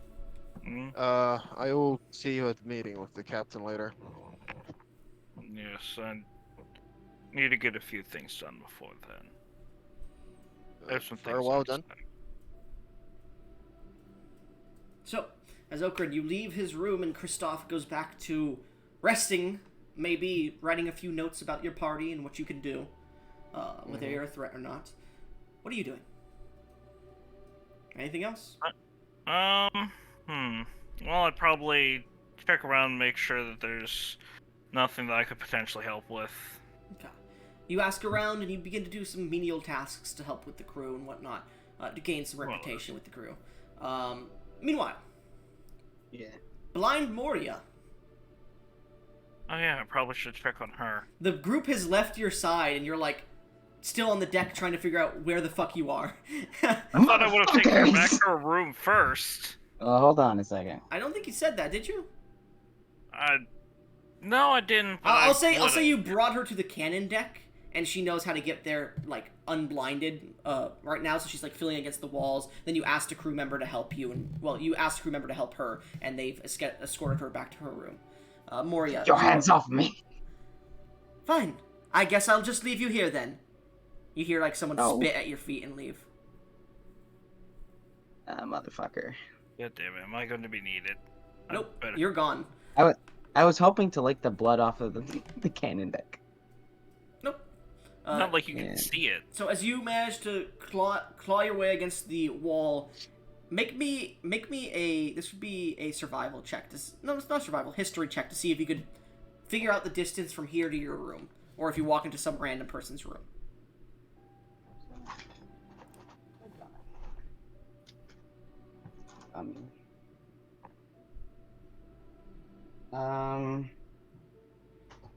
Acrylic die. Here I go. 23. 23. You manage to make it back to your room, what you assume is your room, because you find a large fucking set of books, your backpack. Hopefully it's your room and not someone else's room. Yeah. As you Vulcan, Cinder. As Vulcan and Cinder, your two undead, dire, wild drakes, rush up and they start to lick you on the face. You see them both stare at you. Well, you don't see them both stare at you. You hear them both panting. Yeah. Good boys. I Oh no, And you're I, a like, white call- woman with dog-like creatures. Uh-oh. yeah. Mhm. Makima, oh no. Today has been exhausting, and I flop on the bed and I motion for them to just the cuddle session. I'm gonna take a short rest. Okay. As you finish your short rest, your eyes come back to you. You're no longer blinded, but the eyes of ruin do not return until your Okay. long rest. It takes about a good, I'd say the short rest is about a good 3 to 4 hours long, and that's when they start to fade back in. Okay, now let me roll my die for health. And after that, I do need you to make 2 con saves. Okay, so 1, 4, and you said it was 3 to 4. I'll just do 3. I'll just 1, say, 4, just take, 5. well, you don't, that's not how many, like, dice you get. A short rest, you can roll as many dice as you want. Just take the full amount for your dice, if both you and Kristoff, please. Oh, okay. Just whatever. Oh, the full amount? Yeah, Okay, just I had you can roll- bring yourself back to full health. That's what I'm thinking. I just don't want you to have like all your abilities left. Kristoff, you will because you went unconscious pretty fast. But the others, I don't want them to be able to be like, "Here's my eyes of ruin once again," in case you guys like fight a giant cloud or something. So I That's technically okay. got a full rest. You don't get a long rest; you get a Fine. short rest. But yes, Oh, so just yes, but you get all the like if you roll dice, you get whatever the maximum of that dice would have been. You said Okay. 2 contacts? 2 con saves, yes. Yeah, alright. 14 plus 9 is 23. I only and used a then- single spell slot then that Yeah, entire damn. combat. Damn. 23, 23 and Oh 20. boy. 23. After that whole ordeal, you're not feeling as bad upon your cycle, but it's still present. So you're not as grouchy, but you're still a little grouchy. Additionally, what was the second one? Dirty 20. Dirty 20. You feel as if your left eye... Actually, let me roll a D100. Left is going to be 51 or higher. Yeah. Your left eye seems a bit more hazy. You get the feeling using the Eyes of Ruin too much or too frequently, especially both of them, is going to cause some permanent damage to your eyes. Oh god, it really is the monkey. Oh, I'll need glasses. And your passive perception would decrease if that's the case. But at the moment, you get the feeling there's no repercussions from this first time use, at least. Okay. Okay. Boys, I'm gonna need some glasses. Additionally, another thing you notice. Every so often... No, I'll say another thing you noticed with the eyes being there. You could sense the creature's position completely. You get the feeling a creature you mark with the Eyes of Ruin, briefly, until the start of your next turn, you know their exact location, even if they're invisible. So that's another thing you figure out with the eyes. Alright, let me add that. And I will say the mark lasts until the start of your next turn per eye. So just so you're aware. then Yeah. I mark a creature with the eye until the start of my next turn. I know where that creature is, even if they go invisible. So even if they're on a different plane of existence, you know where they are. Even if they So are if they teleport like invisible. across the world, you see a small little red dot pointing you in a general direction. Yeah. You don't know the exact like you wouldn't like know in your mind like, oh, they're in Fafnir now in Horacles' basement. You wouldn't know that, but you would see the direct location they're going, and there would be like a Okay. small outline. So you would know the general location of where they teleported or moved. Alright. So it means you don't get disadvantage if they're invisible, basically. But yeah. As these abilities are starting to come into your mind, I believe that's everyone's downtime, correct? Is there anything anybody else would like to do generally or specifically? Talking to other people, anything? Before Gotta we get skip- Eotis. Gotta see if he's alright. Yeah, we should probably. Yeah, we should check on the- Okrin, we as you should sit check down for a bit after a hard day of labor wiping your face, you see Eotis come walking in, and he's just drenched in water. Well, at least I got a proper shower after last night. He stares up at you. Fuck you. I'm really angry. I can tell. Can I punch you? You know what? You can. Alright. He walks over and he goes for a punch to your face. What's your AC? Doesn't matter. 31. He double critical fails. So he punches you Oh my god. and takes his hand away. And you can see each one of his fingers is just broken. And he starts to yell out, like, he starts to, like, kick shit. He is very enraged at the moment. Oh.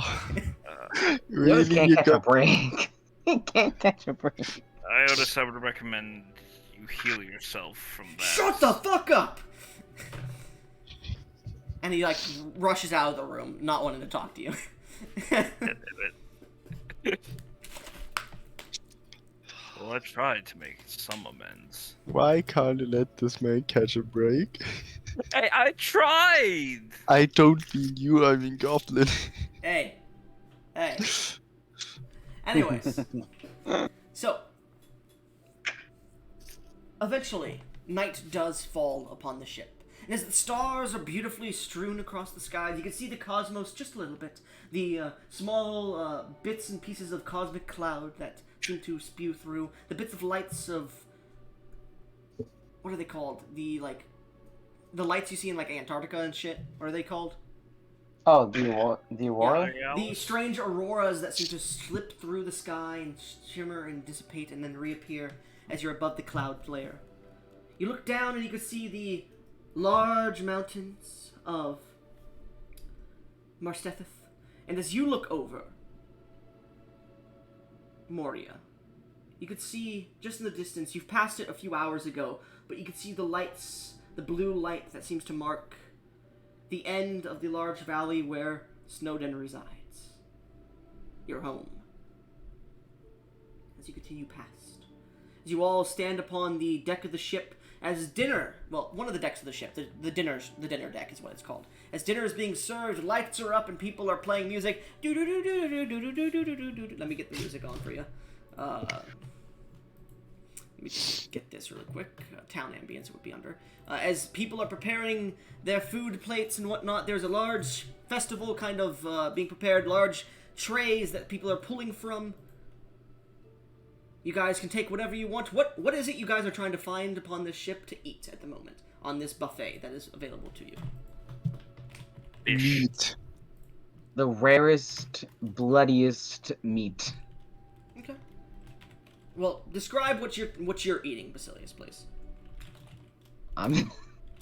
There's a really thick, raw, like barely seared piece of like this unidentified red piece of meat. It's probably going to be like drake meat if they're so prevalent in the forest.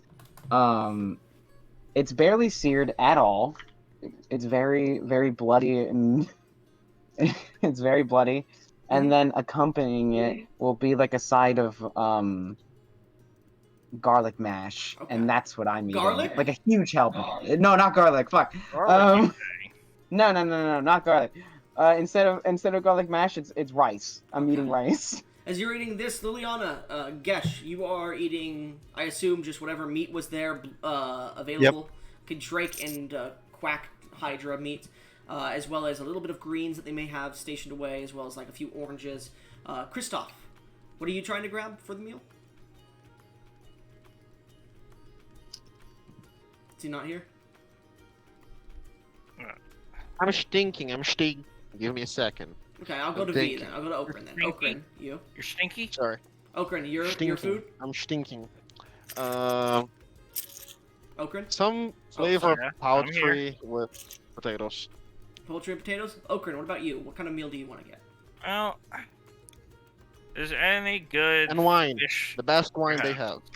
especially some sea fish, you know, from the actual sea? There's a Just- few fish, but not many. Yeah, And it's pretty figures old that. fish too. I fish. No, it's not worth it. No, People are celebrating your accomplishments as you grab just a little bit of meat instead because you couldn't find Yeah. what you wanted. People are It's celebrating your some accomplishments, vegetables. playing, Some vegetables as well. mhm, Sorry. playing. Sorry. Continue. I'm sorry. No, it's fine. What else do you want to say?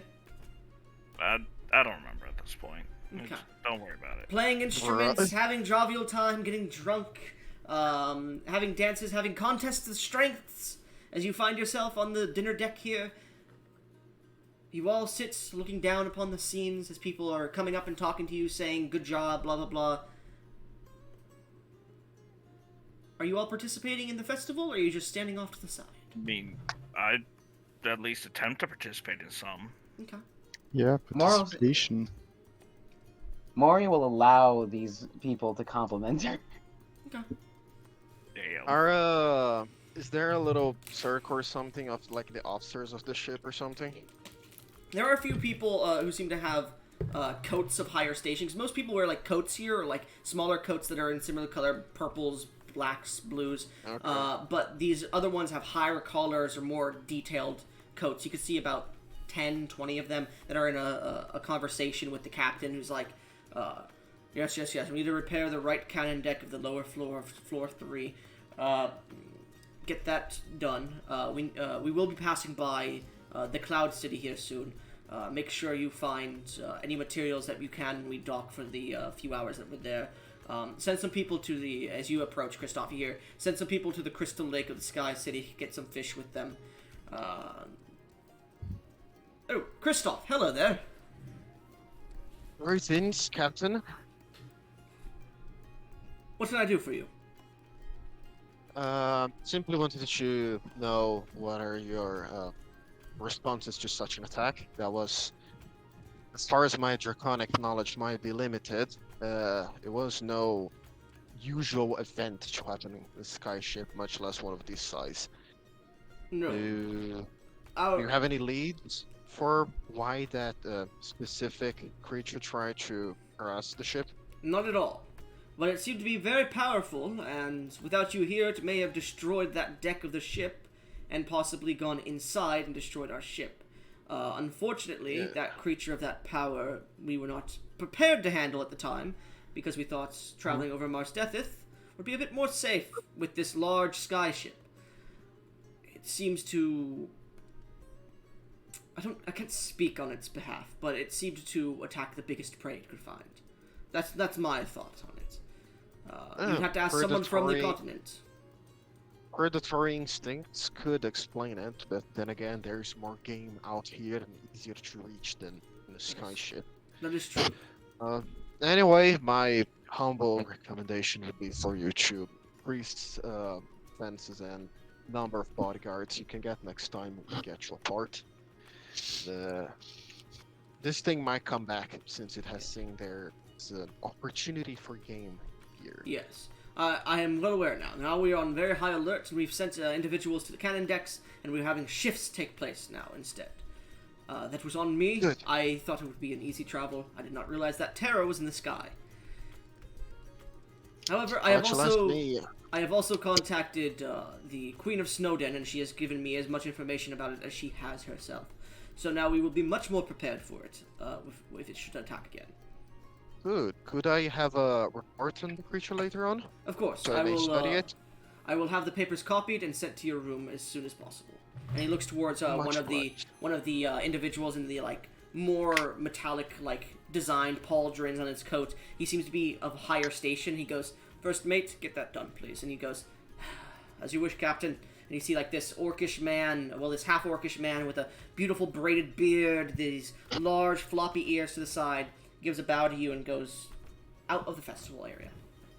I'll reply for well while he's leaving. I'm just gonna say much obliged in Orcish to the half-orc. In Orcish back, he goes, "Good to see someone speaks my language," and he gives you a finger gun as he walks away. I'm just gonna nod. Anyways, Farewell, Captain. I shall leave you to your business. You must have many assignments to take care of. quite a few. Thank you, anyways. Did you learn more about the newcomers, by the way? Some information. They were more than helpful during the raid on the ship. But they are quite the exotic bunch. I might need more time to study them. Of course. If you need any help, let us know. After all, they are guests on the ship, but they do have a high sponsor. One that is above myself in station in the group that I work with. Oh, really? What could it be? He calls himself the Architect. He's a member of the Church of Knowing in Draconia, and he is having these individuals shipped to Agaburst because he found something interesting that he wished to show them.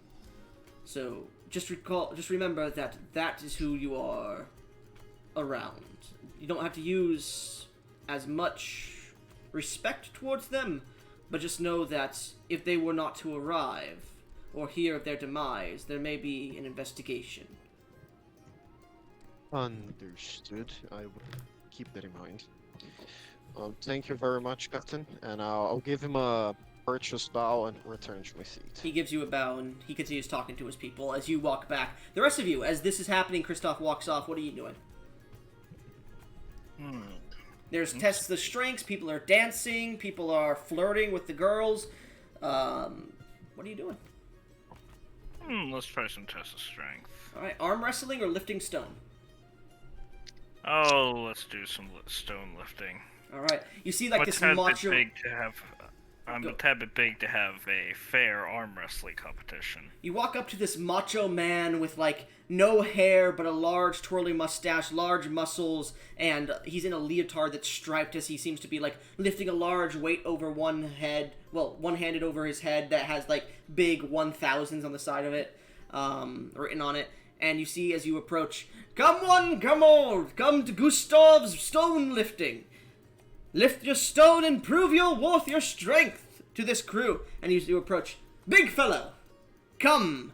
I wish to see your strength for my own eyes." By all means, I'll happily show you. Win a prize if you lift our biggest stone. And he points towards this like 30-foot tall boulder. It has rebar like brass like handles placed to the side of it, so you don't have to just lift it with your body. But you can try to lift it with your body if you want. And he goes, "I believe we should start with the halfway point. I'd like you to make me an athletics check," as he brings you to about a 10-foot tall boulder. Alright, This would usually be the highest prize for anybody on the ship, but because you're so tall, we're going to start with this. that's an understandable decision. Alright, that is a dirty 20. Dirty 20. You have trouble, but you manage to lift this thing, and he goes above the head, as you manage to just barely get it above your head, and you are shaking and trembling against this thing. Even though it's smaller than you, it's still fucking heavy. And he managed to place it back down on the ground. He goes, "Everyone, a round of applause for our friend Okrin," I believe that you said your name was. For Yes, he's lifted the central stone. For that, he has proven his strength is, numerically, if we had to calculate, around 20 or more. Which is incredible for a man of his, but not for a man of his station, but for an immortal man. Anyways, next stone.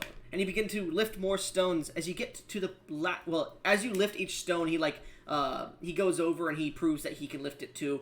The stone that you had trouble with, he just lifts with one hand. Eventually, you get to the last stone. He goes, "Okrin here would like to lift the lodestone. Everyone, come watch, come here, one and all, take bets. Hedger!" And he points towards this like very, very hairy green bugbear, and he comes up with like these brass glasses on. I got you, boss. And he comes up and he starts taking bets of money. Anybody want to bet on Okran being able to lift or not lift the stone? Ooh, I'm gonna I will put refrain. down. It's I'm 2 gonna for put 1. on- Whatever you bet, you get back as well, in addition. 100 that he will be able to lift it. Okay, you're going to say 100 he can lift it? Go ahead and put that in general for me. Okay. Basilius, would you like to bet? Moria? Can I make like an Arcana check to see if like this Iog stone is super fucking heavy?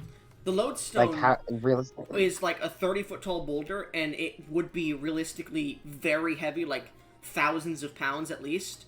And looking at it, it is magically enchanted. You don't know exactly what magically enchanted it is, but you can see the sheen of magic on it from the torchlight.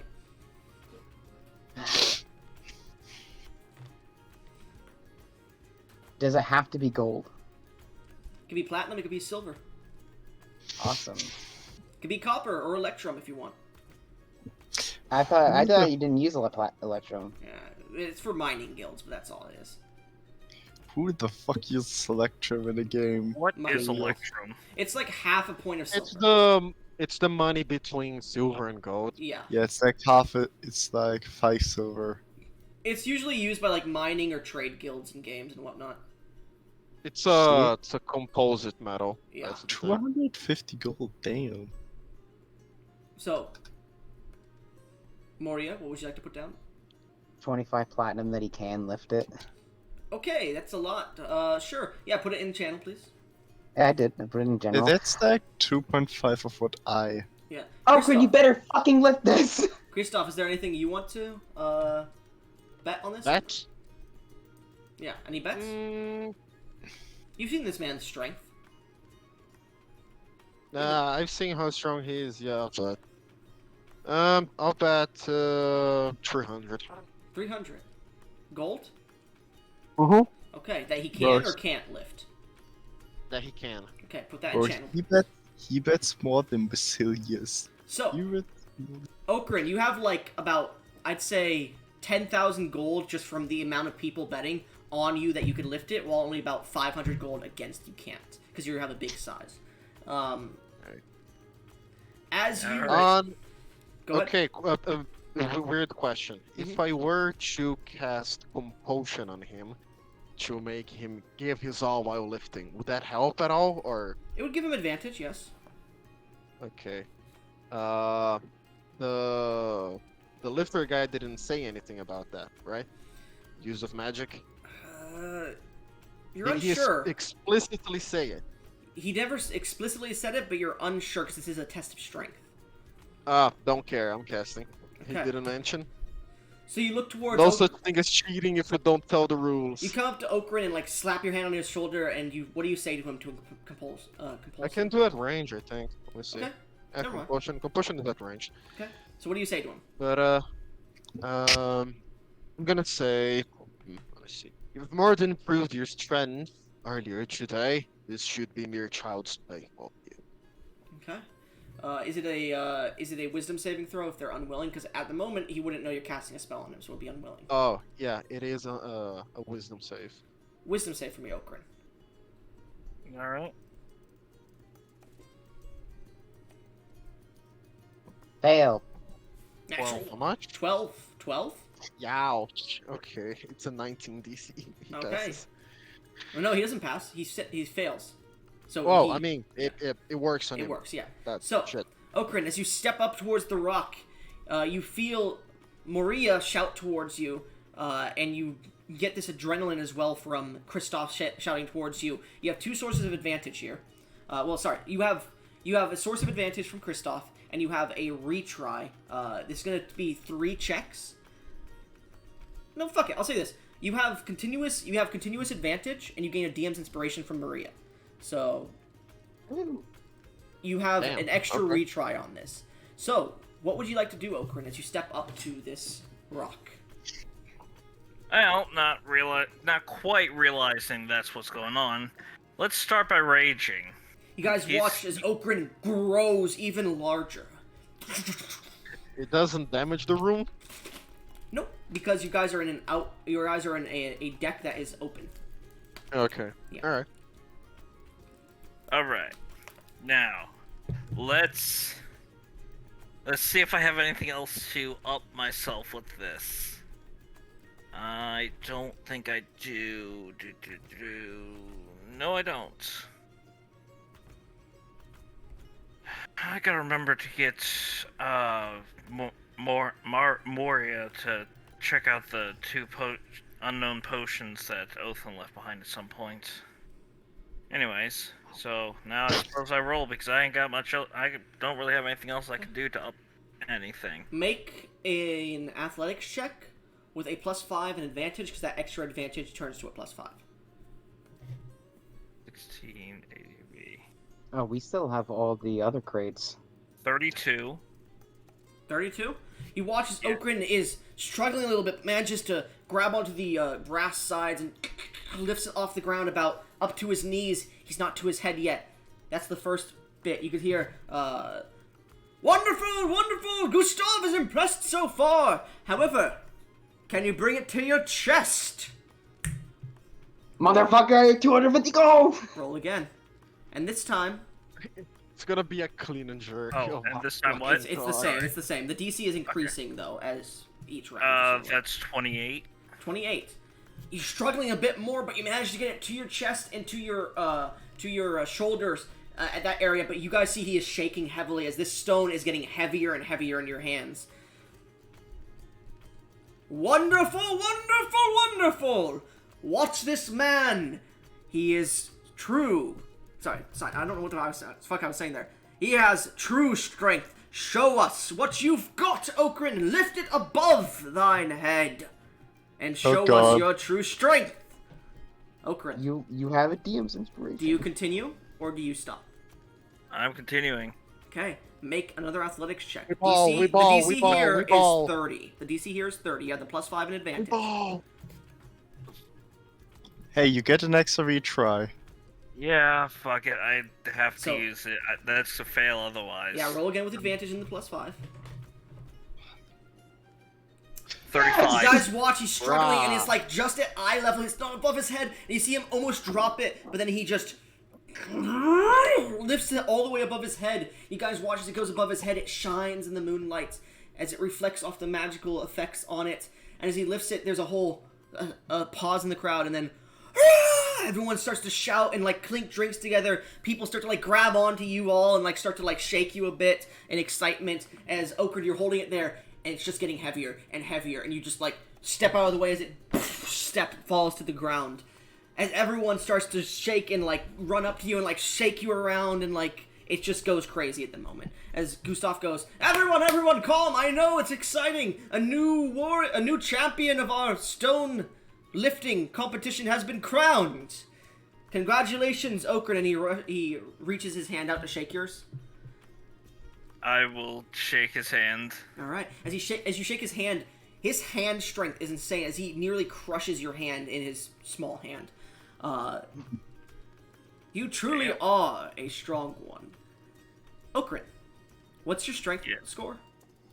It is 24.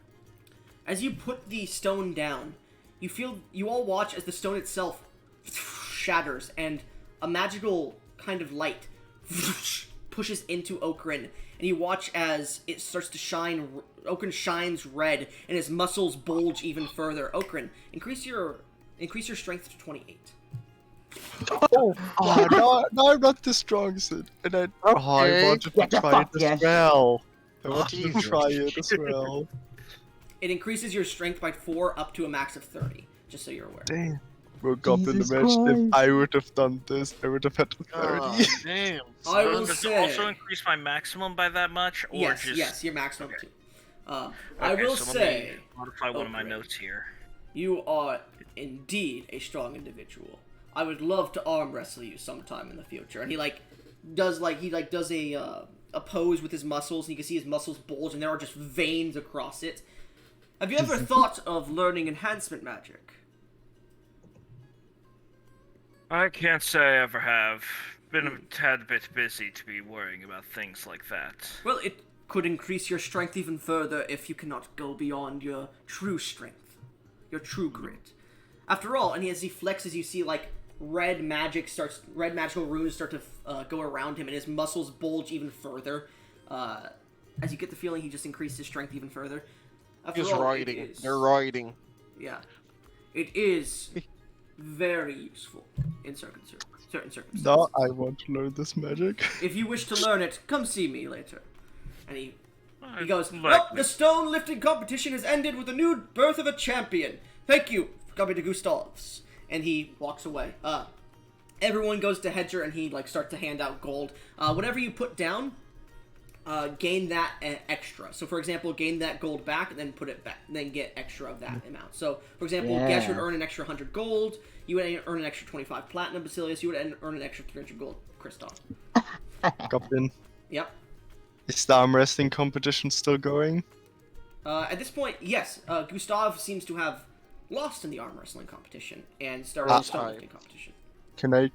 I just had to say I wanted to join the arm wrestling one. It's still going on. Well, no, there were practices with it. So at this point, you see Gustav does go there, and there seems to be sign-ups for it, and it's about to stop being signed up for. Does anybody want to sign up for the arm wrestling competition?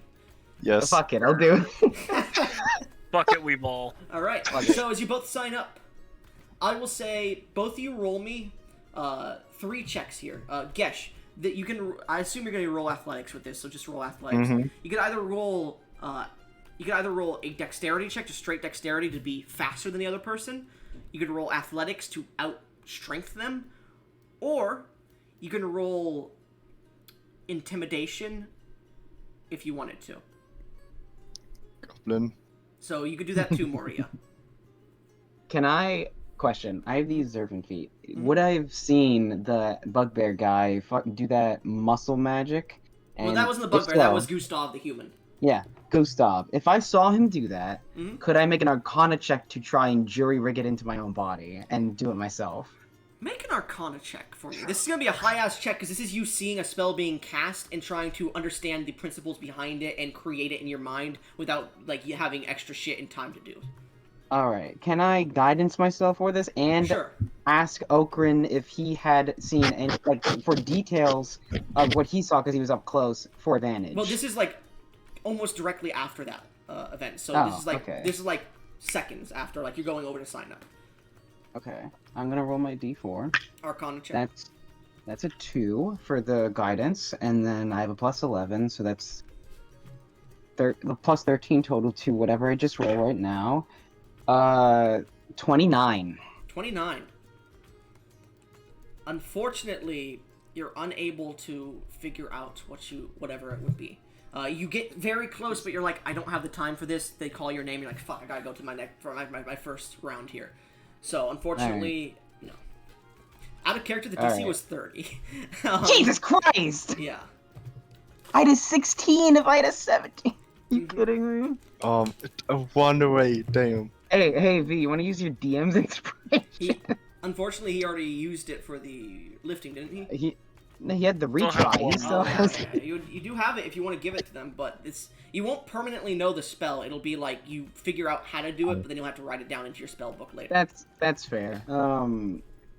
Can I do intimidation then? And can I spin my creepy eyes for? Yeah, that's what I was thinking. Like you could like intimidate them or intimidate them with like. You could also persuade them if you wanted to like just like jiggle your breasts or something to try and distract them. Fuck it, yeah. Sorry, it would be persuasion or performance, your choice. Brother. Persuasion, and I'll It's like a lot of men here. wink. I'll wink for Sure. possible. So both of you roll me 3 of those checks each, whatever you choose. So many weak-minded. Goblin. Wait, God, Roman. fuck. What's the word? You're gonna Well, I cast can roll it magic in this twice. arm wrestling competition? No. I mean, God, I honestly can't remember where I can roll it twice and take the higher. I'm so stupid. What's the word they use for you can roll twice and Advantage? take the high? Yeah, thank you. Oh my God. Why are you rolling with Can I- advantage?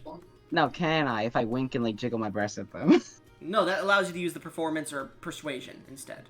Oh, 3 checks you said? 3 checks of that, yeah. And guess you roll athletics because I assume you're going athletics. Yeah, Goblin. Yes. And I'm Did guessing I I do use 4. Divine Adrenaline to get advantage? Sure, yeah, I'll give you advantage. You motherfucker. But you gotta be spending those points still. Remember, you spent it once already, so that's 2 points. You have 8 points then? I have a total of 13. Okay, so you could spend those points. Okrit, How if you'd like to many? sign up Just too, two? I asked if anybody wanted to, and you didn't speak up, And so I did. I said I didn't- would. I didn't hear you, so that's my bad, I guess. Okay, yeah, so then Okrit, you make athletics checks too. Goblin, only 2 points spending, or how many? 2 per, so it would be 6. Okay, 6. Because these That's aren't like fine. rounds directly after another. They are round, you wait for another few people to do their rounds, you go on your next round. You wait for another few people, next round. Christoph, are you joining the arm wrestling or not? No. He's kind of. My mommy vampires able to win, baby. He's Damn. just watching for now. Oh, Oh, I wait, got that's a net right, 20 on one of them. Hey, the battlefield. Okay. Right, 3 iterations. My Yeah. bad. So, Basilius, I would like you to roll in chat, please. Oh, okay. Goblin. On Can I get it? No, I'm kidding. You can use Goblin, rage 2 on of both. them were really bad, Mhm. but one of them is a net 20. Okay, I rolled a nat 1 for that one, Gesh, by the way. Alright. So Is the there first any- one is just complete obliteration. So, Gesh, Okay, in you your have a first 3, not in 2. your first match, Gesh, this young human man with a small tuft of beard, red hair, comes sitting up. He's like, "It's gonna be a good one, huh? Well, he like shakes your hand. Hopefully, we have a good one. Please, no breaking the arms or anything. I need this thing." And he like slaps his muscle. It's not that big of a muscle. And he like puts his arm down. You put your arm I'll down, try. and he's like, "Right, good luck. This seems like fun." And you immediately just take his arm, thrust it through the metal table, and you just hear as his arm just breaks off, and you just see blood God. as he just goes running off like around the crowd, and people are like just like shouting yes, and you look down, and you're just holding like half his arm in your hand still. God Fuck. damn, Goblin, what the? I mean, Gesh, what the fuck? You know, Why you know, do you you know the always- Invincible scene where he's like, I Yeah. thought you were stronger." Yeah. Mm-hmm. Yeah. Why do you always do this to me? Hey, Goblin, question. Why is it Okay, always me? I rolled a nat 20 on one of mine. Yes, as well. Moros. Can I find that girl who was into me making her friend shit herself to drape her arms around me while I do it to give myself advantage? Huh? No. No! Huh? Alright, Huh? don't worry Anyways. about it. I also got a nat What 20! the fuck, guys? You break people's arms. Anyways, Gesh, the second match, it's close. I need you to roll another d20 because they rolled a 21 too. Just a flat d20. Mm-hmm. Well, your athletics. Oh. That would be a 24. Yeah. Then. This one, they're close, and it's like this orcish gentleman that's like, "You ain't so strong." You just break his arm. It doesn't come off, but you break his arm. He's like, I'll admit that I lost. He's very drunk, so he's like, and he like starts to flick it up and down. Does not register. At this point, Goblin, do I just get the title of Armbreaker? Maybe. Third one you beat easily. As you get to the semifinals. V, as you're facing these people down, you fight this like woman that has a pretty good grip strength. Actually, you rolled a 20. I rolled a 20 for the first one. I would recommend using your DM's inspiration on the first one because she's gonna beat you otherwise. I could just forgot. lose. I forgot to add in the rage. So. Well, if you're raging, you have to use those rage. Oh. Yeah. Yeah, I'm sorry. It's not worth using a DM's inspiration on this. Okay. So you're just gonna lose the first match? There's no reason to use a Dean's inspiration for No, an there's arm wrestling not. competition. There's not. I know. But the first There is a round. prize for the winner. Yeah. I You already figured. got one. Yeah, I figure. So this woman looks at you and she's like, you're both going at it, it's very close, and she's like, "You're strong. You won that. But you're not strong enough." And she just slams her hand on the table. "Try again sometime, dear." Unfortunately, you lose round 1 and you're out of the competition, V. Oh well. Fortunately, there was no cost for you three because you guys saved the day. But if you Yeah. weren't the saviors of the day and you were here on the festival, it would have cost you like 50 gold to enter. So, Which would have given me a Yeah. bit more of a reason, but not Yeah. enough still. Basilius, Yeah. first roll. I had nat 20 for 29 persuasion. So this young gentleman halfling is like, "Hey, what's up, Doc? All right, let's get this going." He's like holding out pretty good, and then he sees your tits jiggle. He's like, "Oh!" You see like his mouth shoot down, his eyes pop out, and you hear a "Yows!" and he just loses. Yeah. As you like throw Next him, one I- like you finish like pounding his hand to the ground, he just goes flying off the chair. Slams into a pot.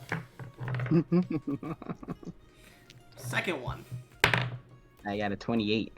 Yeah, this female orc, half orc comes up to you. I will crush you. You die, and comes up and you just immediately. She's gone. Like in seconds. She seems to like watch you as you're like doing your tit jiggling. And she's like, "I am not amused." She seemed to be focused on like talking too much as you just pin her hand down. She's like, "I should not talk. I should think." I like my fangs at her. She walks away angry. Third one. You're actually fighting against Gustav. Oh, shit. God. Actually, no. I'll Am say I now? Gustav's in the semifinals. Fuck it. You're fighting against. We'll say you're fighting against Hedger, the green bugbear. All right. Hey there. It's good to meet you. Do you have a Dean's Inspiration? Did I get one? I don't remember if I gained one so. this session. If I didn't, then I don't. I don't think so. Right?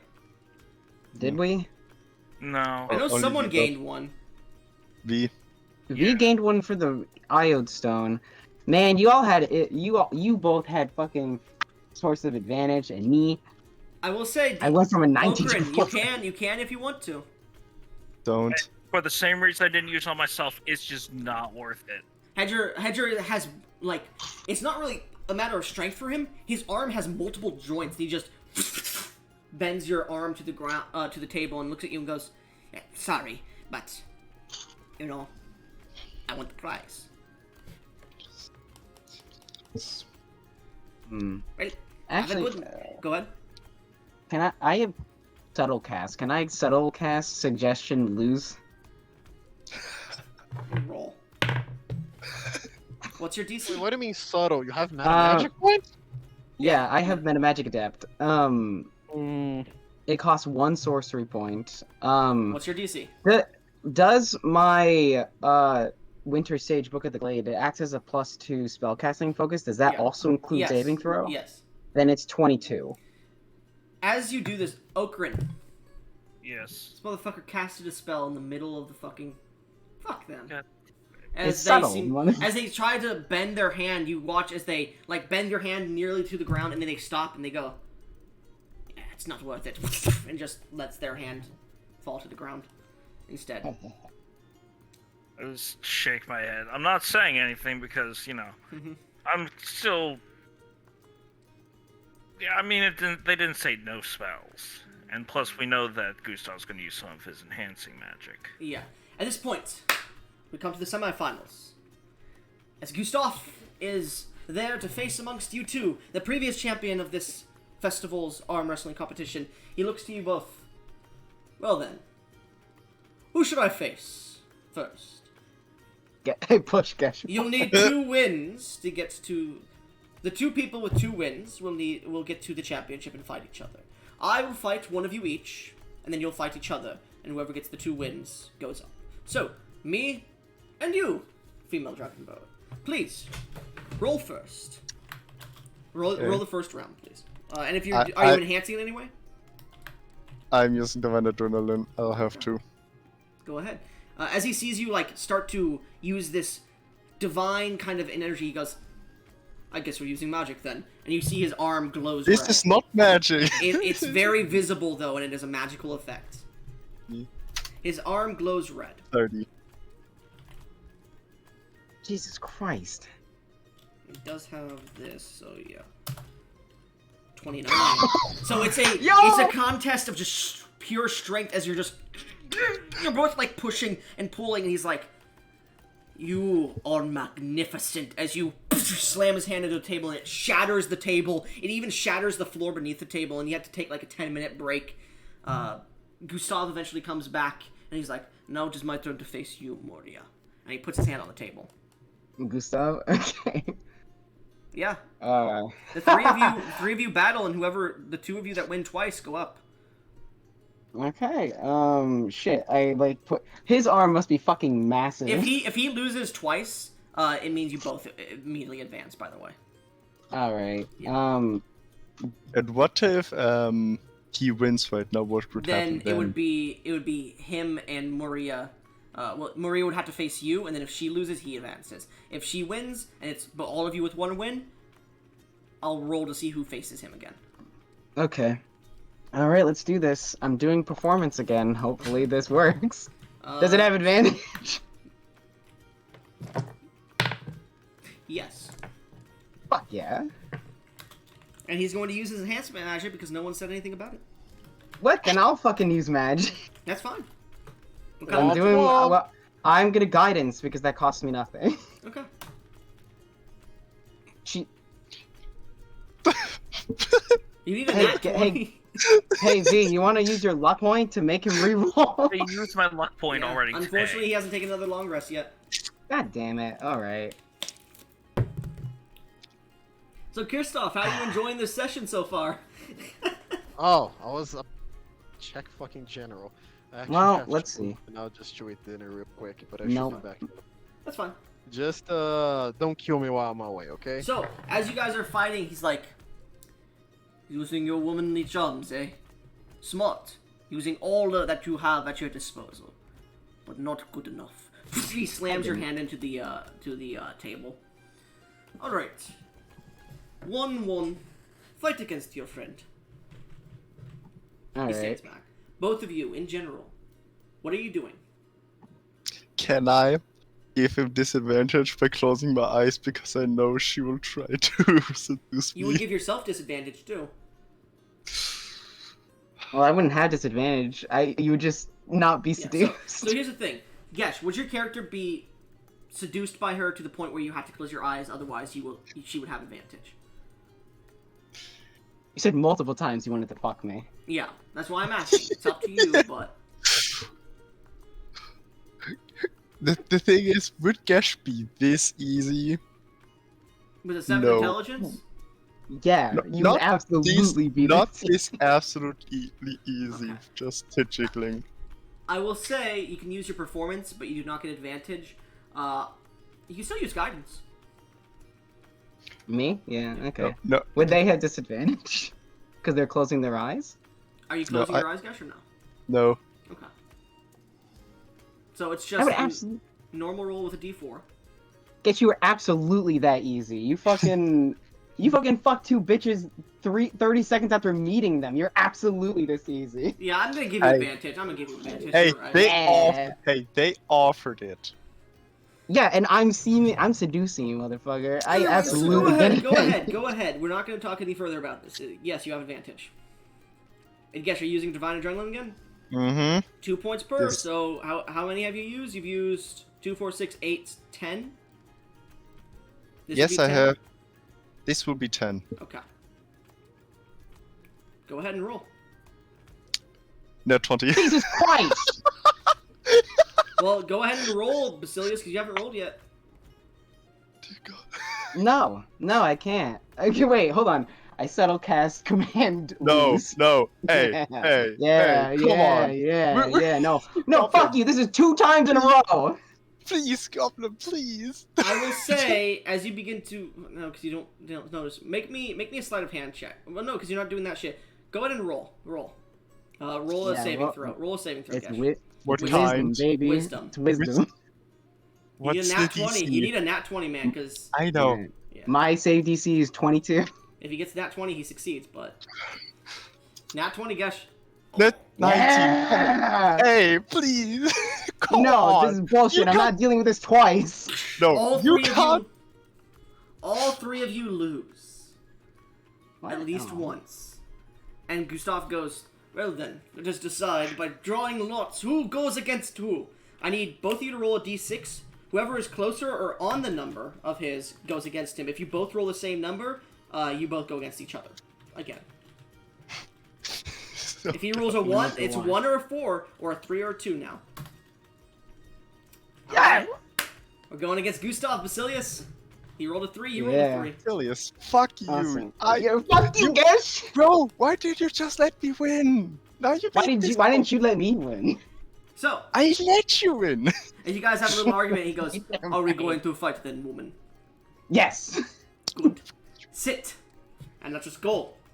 Fist No to magic. fist. No magic. Alright. Sounds fair. So, I would like you to make your check. I seduce him. You have Do I still have advantage the- because he is Yeah. interested in you. Mm. What Come else on, would you roll baby. first? 27! Yes! Oh, as he's shit. like going against you, he goes, "You are very beautiful," and you just slam his hand to the ground. Well then, it looks like I have lost. Can't wait to see how you two do again. Come back in like 30 minutes. So for 30 minutes, you guys just go around doing whatever, and they get a special table made. One with very beautiful runes, gold, silver, and platinum that seems to have a beautiful cloth over it. And you can see another table to the side with these beautiful plate gauntlets on it that seem to have magical runes across the sides. They seem very male in nature, but you get the feeling they may be able to shrink depending on the person. And you can see a small bounty of gold and a simple bag placed on it. Probably for whoever gets the gold. Fuck Well done, everyone. You did dirty. I, the previous champion Gustav, have been dominated by these two beautiful women in this championship now. We will crown a new champion.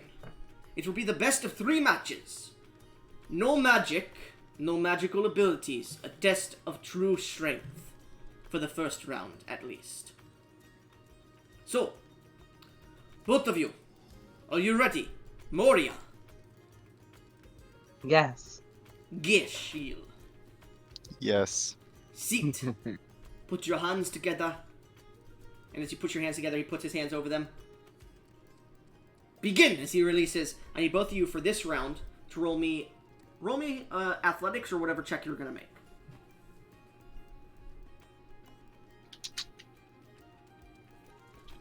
You get no divine adrenaline. It's Gish. 3 rounds per round, by the way, so there's 9 technical rounds. Yeah, no divine adrenaline. 31. 31, okay. I can't beat that unless Unless you I roll get a nat 20, thing. yeah. Nat 1. Nat 1, that is 2 fails, so that's 2 rounds gone in this round. So as you, like, push her nearly, like, you push her to near to the ground, and she's, like, nearly bending over, unable to keep her, like, self straight, and she's just barely holding on at the moment. Goblin, can we just say that was revenge for the suggestion? Sure. We don't know I cast it. No, he knows. He knows you cast a spell on him. No, suggestion doesn't say that they know I cast it, and I subtle cast it. They have no idea. Actually, yeah, that's true. No, as you push down, you, like... She's barely holding on in this round. I need you both to make another check.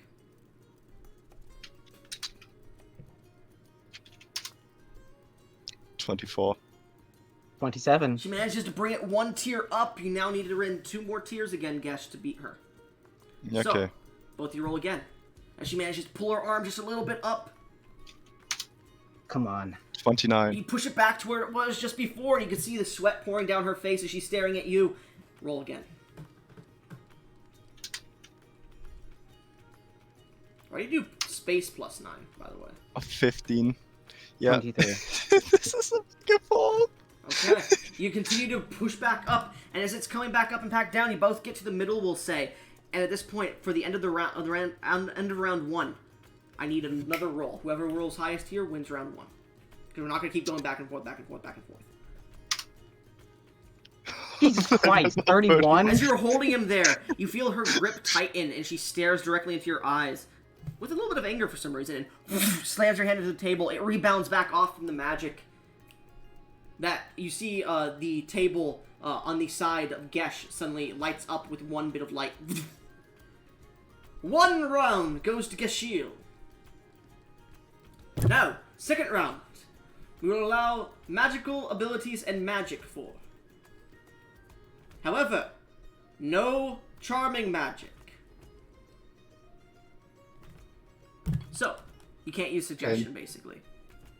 And for the Alright. third round, For the third round, they'll let you know. If he gets there. So. Okay. Yes, you have one more use of Divine Adrenaline, by the way. yeah. The good thing is it lasts for minutes, so I might be able to carry it into next round. Each round is like you take a break, make sure you're not broken or anything, so it will not carry into the next round. So, Okay. as you both sit down, well, you both are sitting there. You're both staring at each other. Is there any roleplay you'd like to make before the second round? You're gonna use magic? Well, they allow But it. do- You're but gonna do use we your little have- adrenaline shit, so why wouldn't I? Or do we, in an official agreement that this one we use no magic? Are you not gonna use your divine adrenaline? I'm not gonna use my divine adrenaline. Fine. If you don't use... okay. Are either of you lying to each other? I think in character, Morris would absolutely be lying. Then roll a deception check. Okay. Shit. Yes, roll an insight check.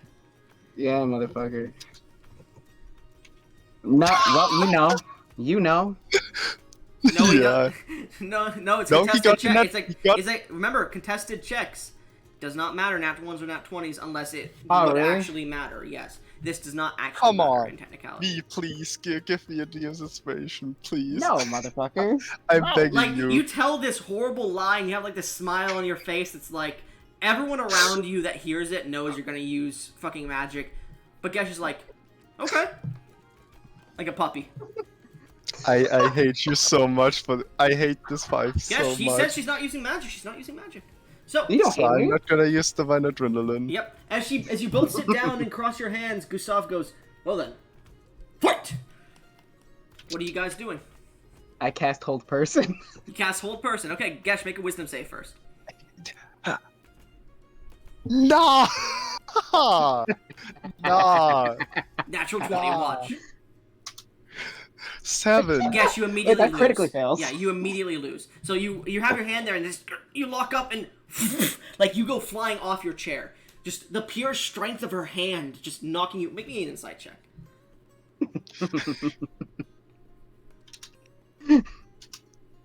15. She definitely fucking casts magic.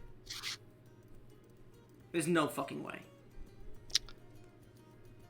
As you Alright. stand back up, a resounding victory for Moria. Now, my friends, this is the third and final round. No holds bar. Do what you wish.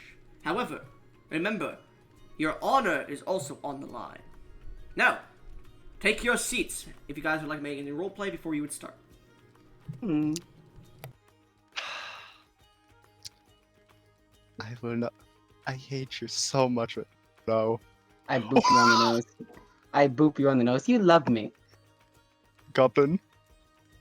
For this one, there is no holding back, right? Yeah. Alright. Alright.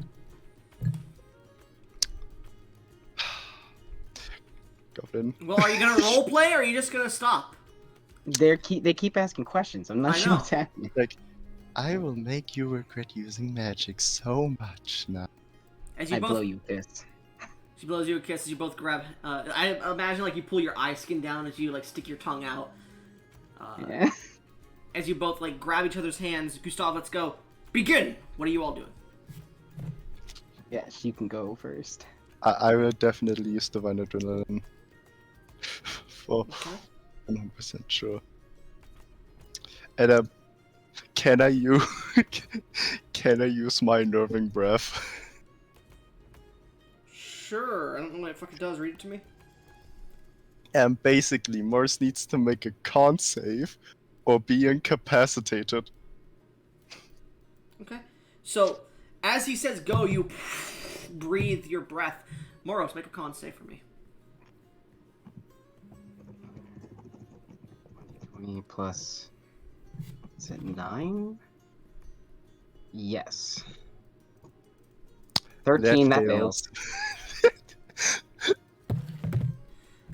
You immediately become incapacitated and Gesh just knocks your hand to the side with his divine adrenaline using the points. As you hear the crowd, woo!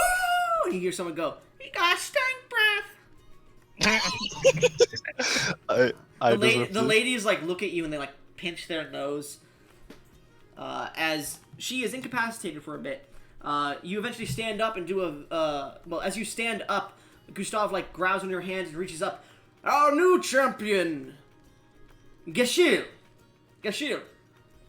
Any words or actions you would like to take in your victory? Your honor was on the line. No. Property. No? There are no actions. Alright. Well then, step up and take your prize, the Portuguese's gauntlets. I will take them.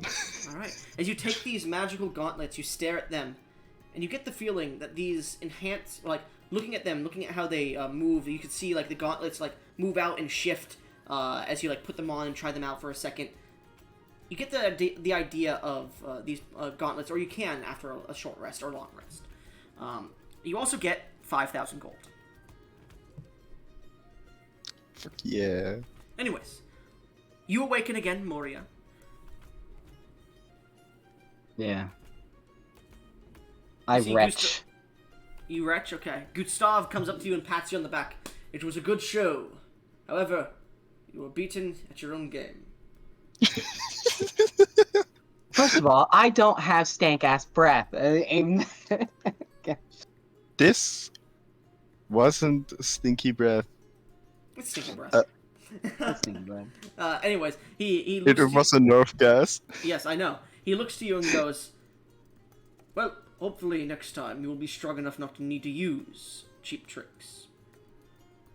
Oh, like you and your enhancement magic. And I walk away. He just flexes.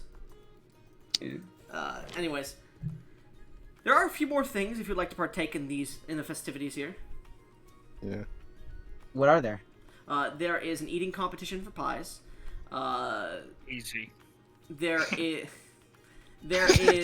a dance competition. There is you could participate in creating music here if you wished to.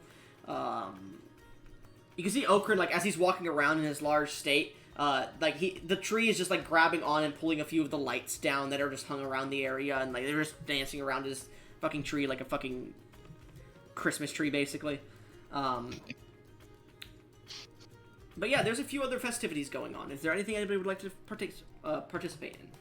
I'll do both the performance and music if I can do one after the other.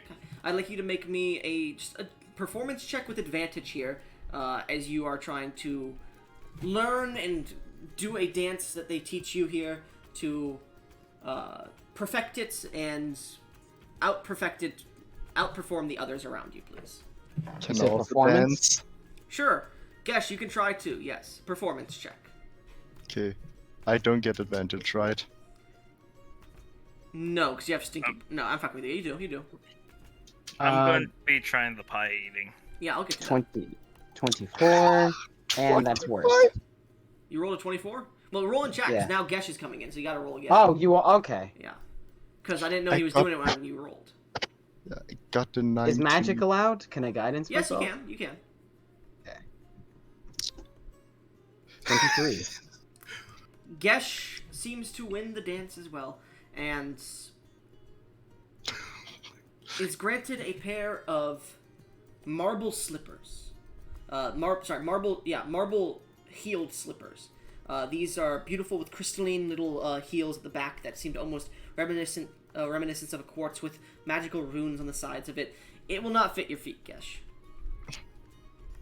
I will hand them to Moros. Out of character, they were humanoid in shape. They are not dragonoid in shape. Yeah.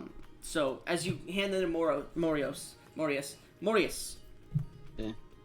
Slippers are nice.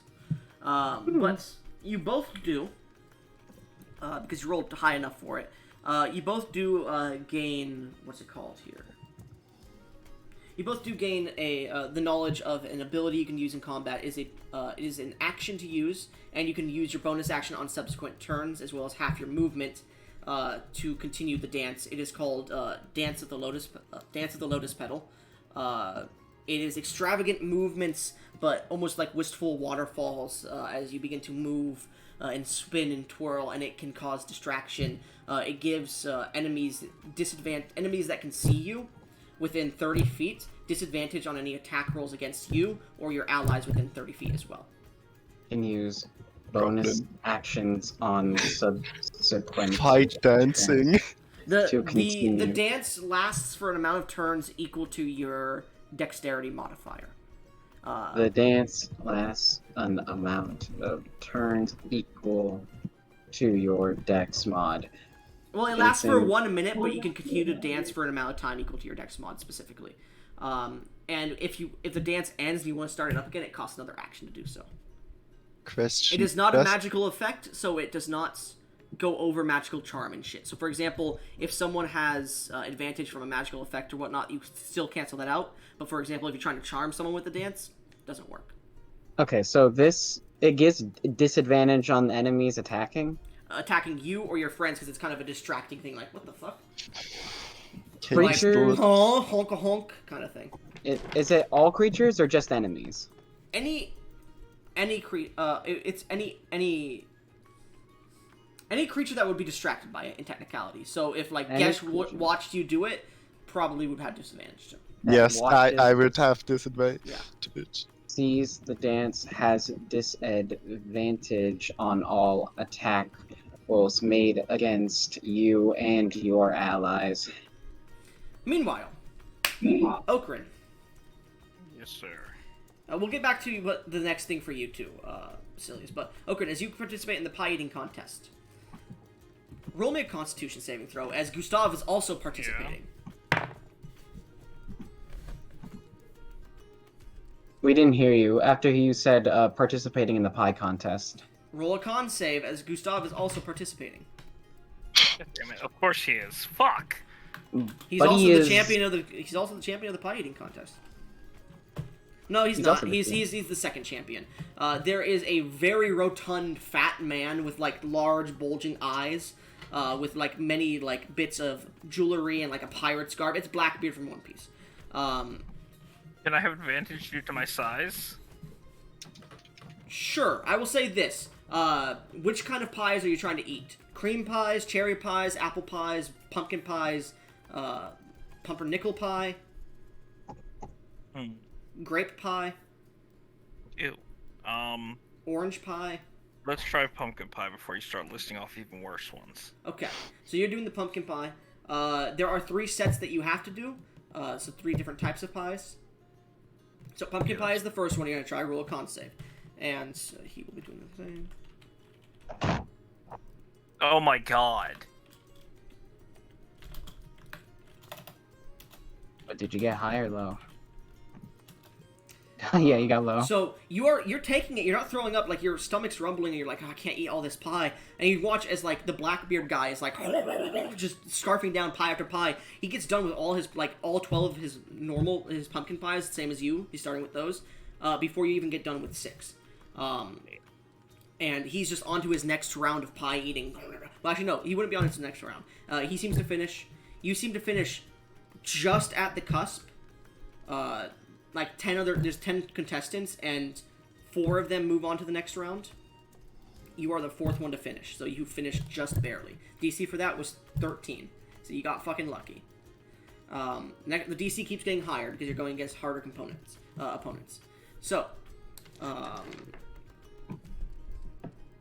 next one, what kind of pie do you want to eat? Let's go with apple pie. Okay, apple pie.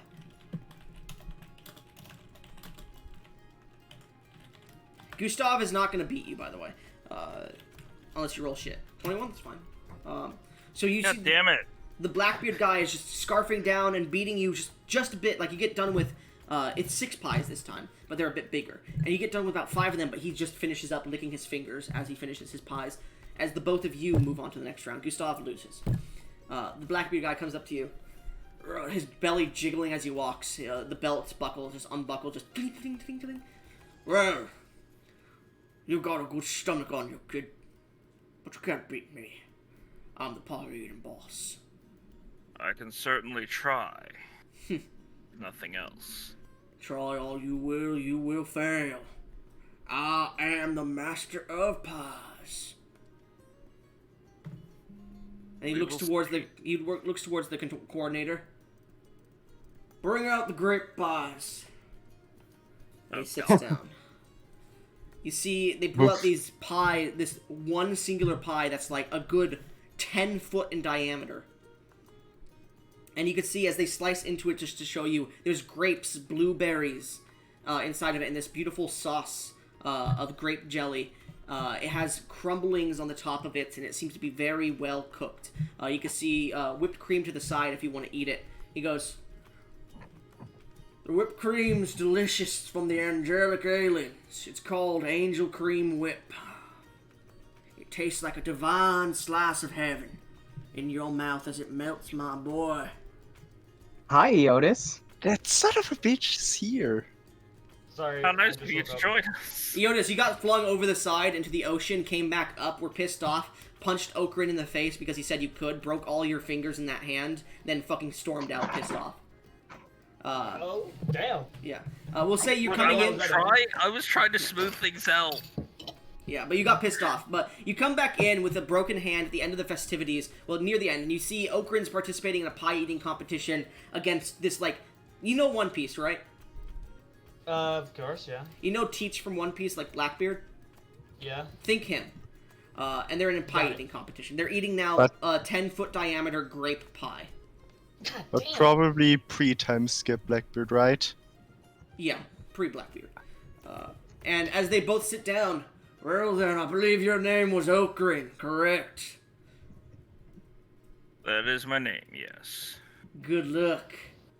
And if you do win, the gluttonous sailors would love to see if you have what it takes to join us. Well, I hope I can impress then. And he cracks his fingers, and he gets ready, taking his fork and his knife. Do you take your fork and knife or no?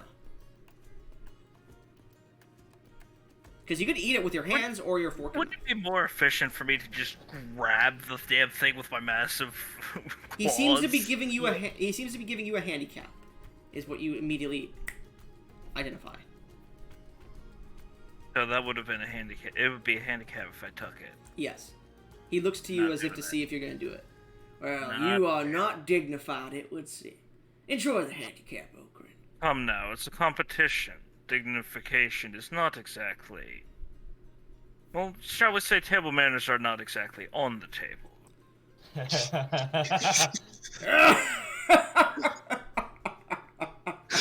I'm going to eat this pie faster than you. Anyways, as the game starts, I would like you to make a Constitution saving throw to begin here. This is not for the speed, because now you are facing him directly. This is a con save to see if you could keep it down. Because if you throw up, you immediately lose. You are watching this. You are watching this, and you are within range, Eotis. Do you want to give him your ability? Please. I really don't, but I will. Okay. You relock. You're like, it's just a pie-eating competition. It doesn't fucking matter. So that gives me plus It's 5 at Plus this point, 5, right? plus Yeah. 5, yeah. It is. There's a DC you have to meet. He's already met it, so he's good. It is a 20. It is a 20 DC because it is a very flavorful kind of pie, and it doesn't mix that well. But the flavors are all like seem to disperse into your mouth, but your stomach starts to growl. Go ahead. Alright. Yes. Alright. Alright. Remember, you have two DM's inspirations. You are keeping this shit. You are keeping this shit down now. Because you're going feral with it. You can make an athletics or a sleight of hand check. He has to use a sleight of hand check or a performance check. Because you are just shoveling it. That would have been one hell of a handicap. Yeah, you have advantage, by the way. Because you are just shoveling it in now. 20 plus, let's see. Come on. Oh, Oh no, my because, God. because of his ability, he gets to add charisma to sleight of hand checks. No, he gets to add his, it's charisma to sleight of hand, so he's gonna add that. So that's plus. Oh shit, I might not actually win this. Okay, that is.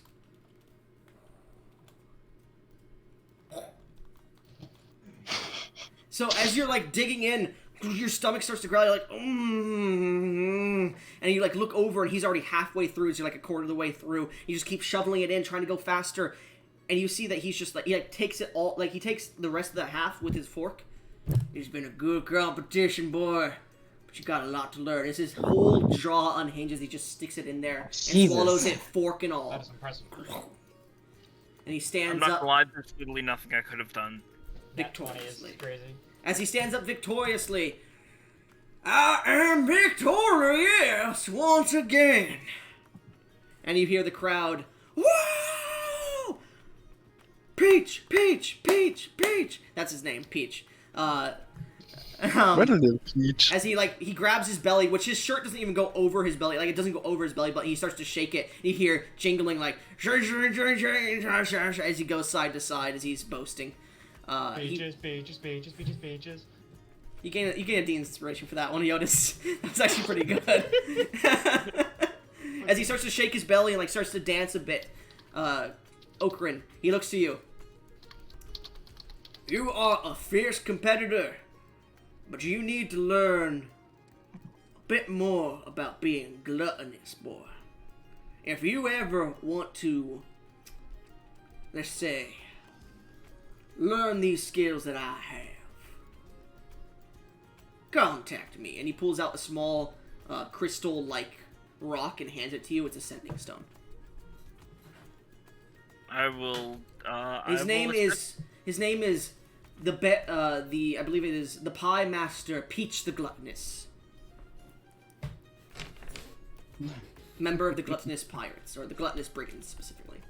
Alright, so I'm gonna write this down here. You said Peaches, what again? So his name is the Pie Master Peaches the Gluttonous. Sounds like a damn devil. Pie Master Peaches the Gluttonous. Member of the Gluttonous Brigands. Member of the Gluttonous Brigands. You see, Gustav comes over. I guess I'll hand it to you. I'll hand it to you this year again, my friend. And he hands him a silver platter. And he takes it and he goes, oh, I can't wait to eat something off of this silver platter. And you see he puts it in his pocket. Well then. It's good to meet you, Corwin. Talk to you later, loser snoozer. Not Corwin, Okrin. Okrin, sorry. Loser snoozers. Keep that pie down. Corwin, for eating all these pies, you do gain 50 temporary HP. Okrin. Okrin. I don't know why I keep saying Corwin. Okrin, you gain 50 HP. If you're not at max, if you are at max, you gain 50 temporary. So you should be like 10 below. At this point, what else were you doing, Basilius? The music competition. Okay. Well, it's not really a competition. It's just playing music, and people are granting gold to whoever they think is the best. So I'll say, I'll be the goddamn best. make a performance check. And what are you using to make music? Are you like clapping your cheeks or something? God damn it. No, I am using my flute. Your flute. You have a flute. Okay, I didn't realize. I forgot. Yeah, that's how I appease the spirits at the old house. Oh yeah, that's right. You pull out your flute and go ahead and make a performance check. Goddamn right to make a goddamn performance check and casting guidance as well. Sure.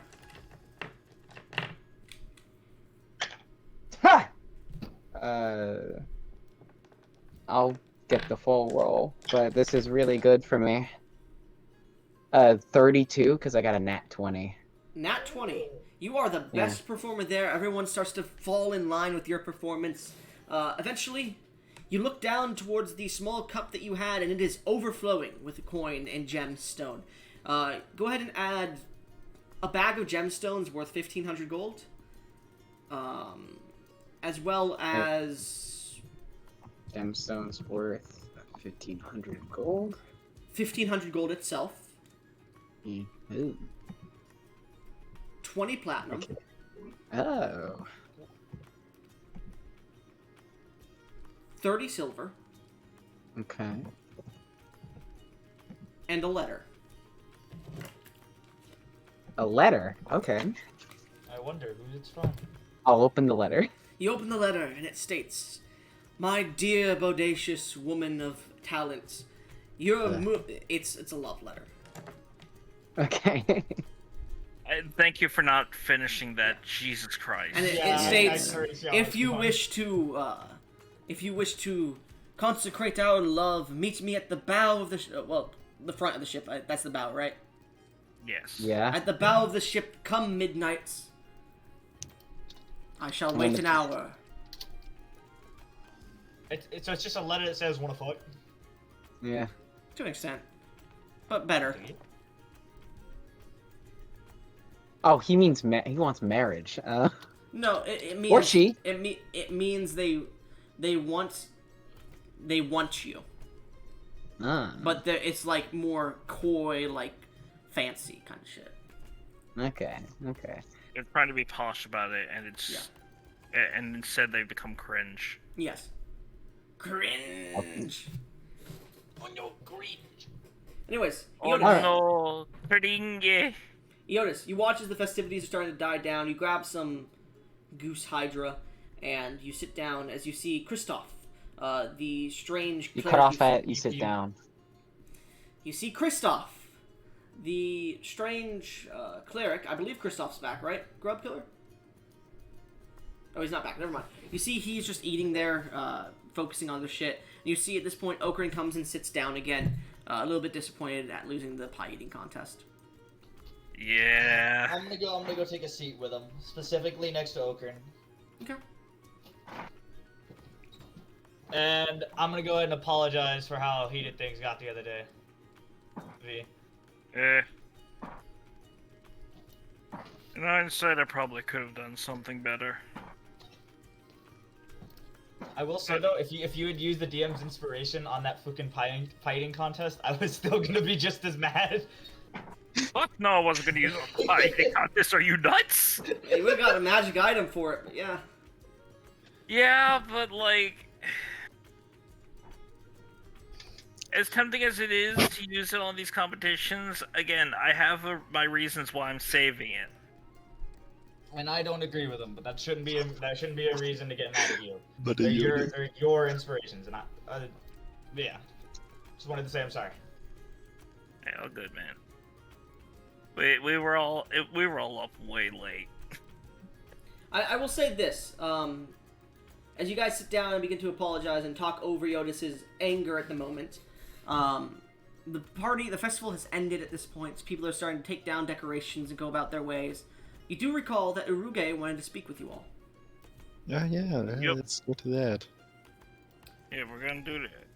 So, At least I am. would someone like to well, no, don't Grub Killer, because we're going to take a break here really quickly. So, as you guys all stand up and begin to head towards Uruge's office, through the ship being led by another individual, we're going to take like a 10, 20, 30-minute break at most, because I really need to use the restroom and go get food. Alright. Well, the fact that I won the dance competition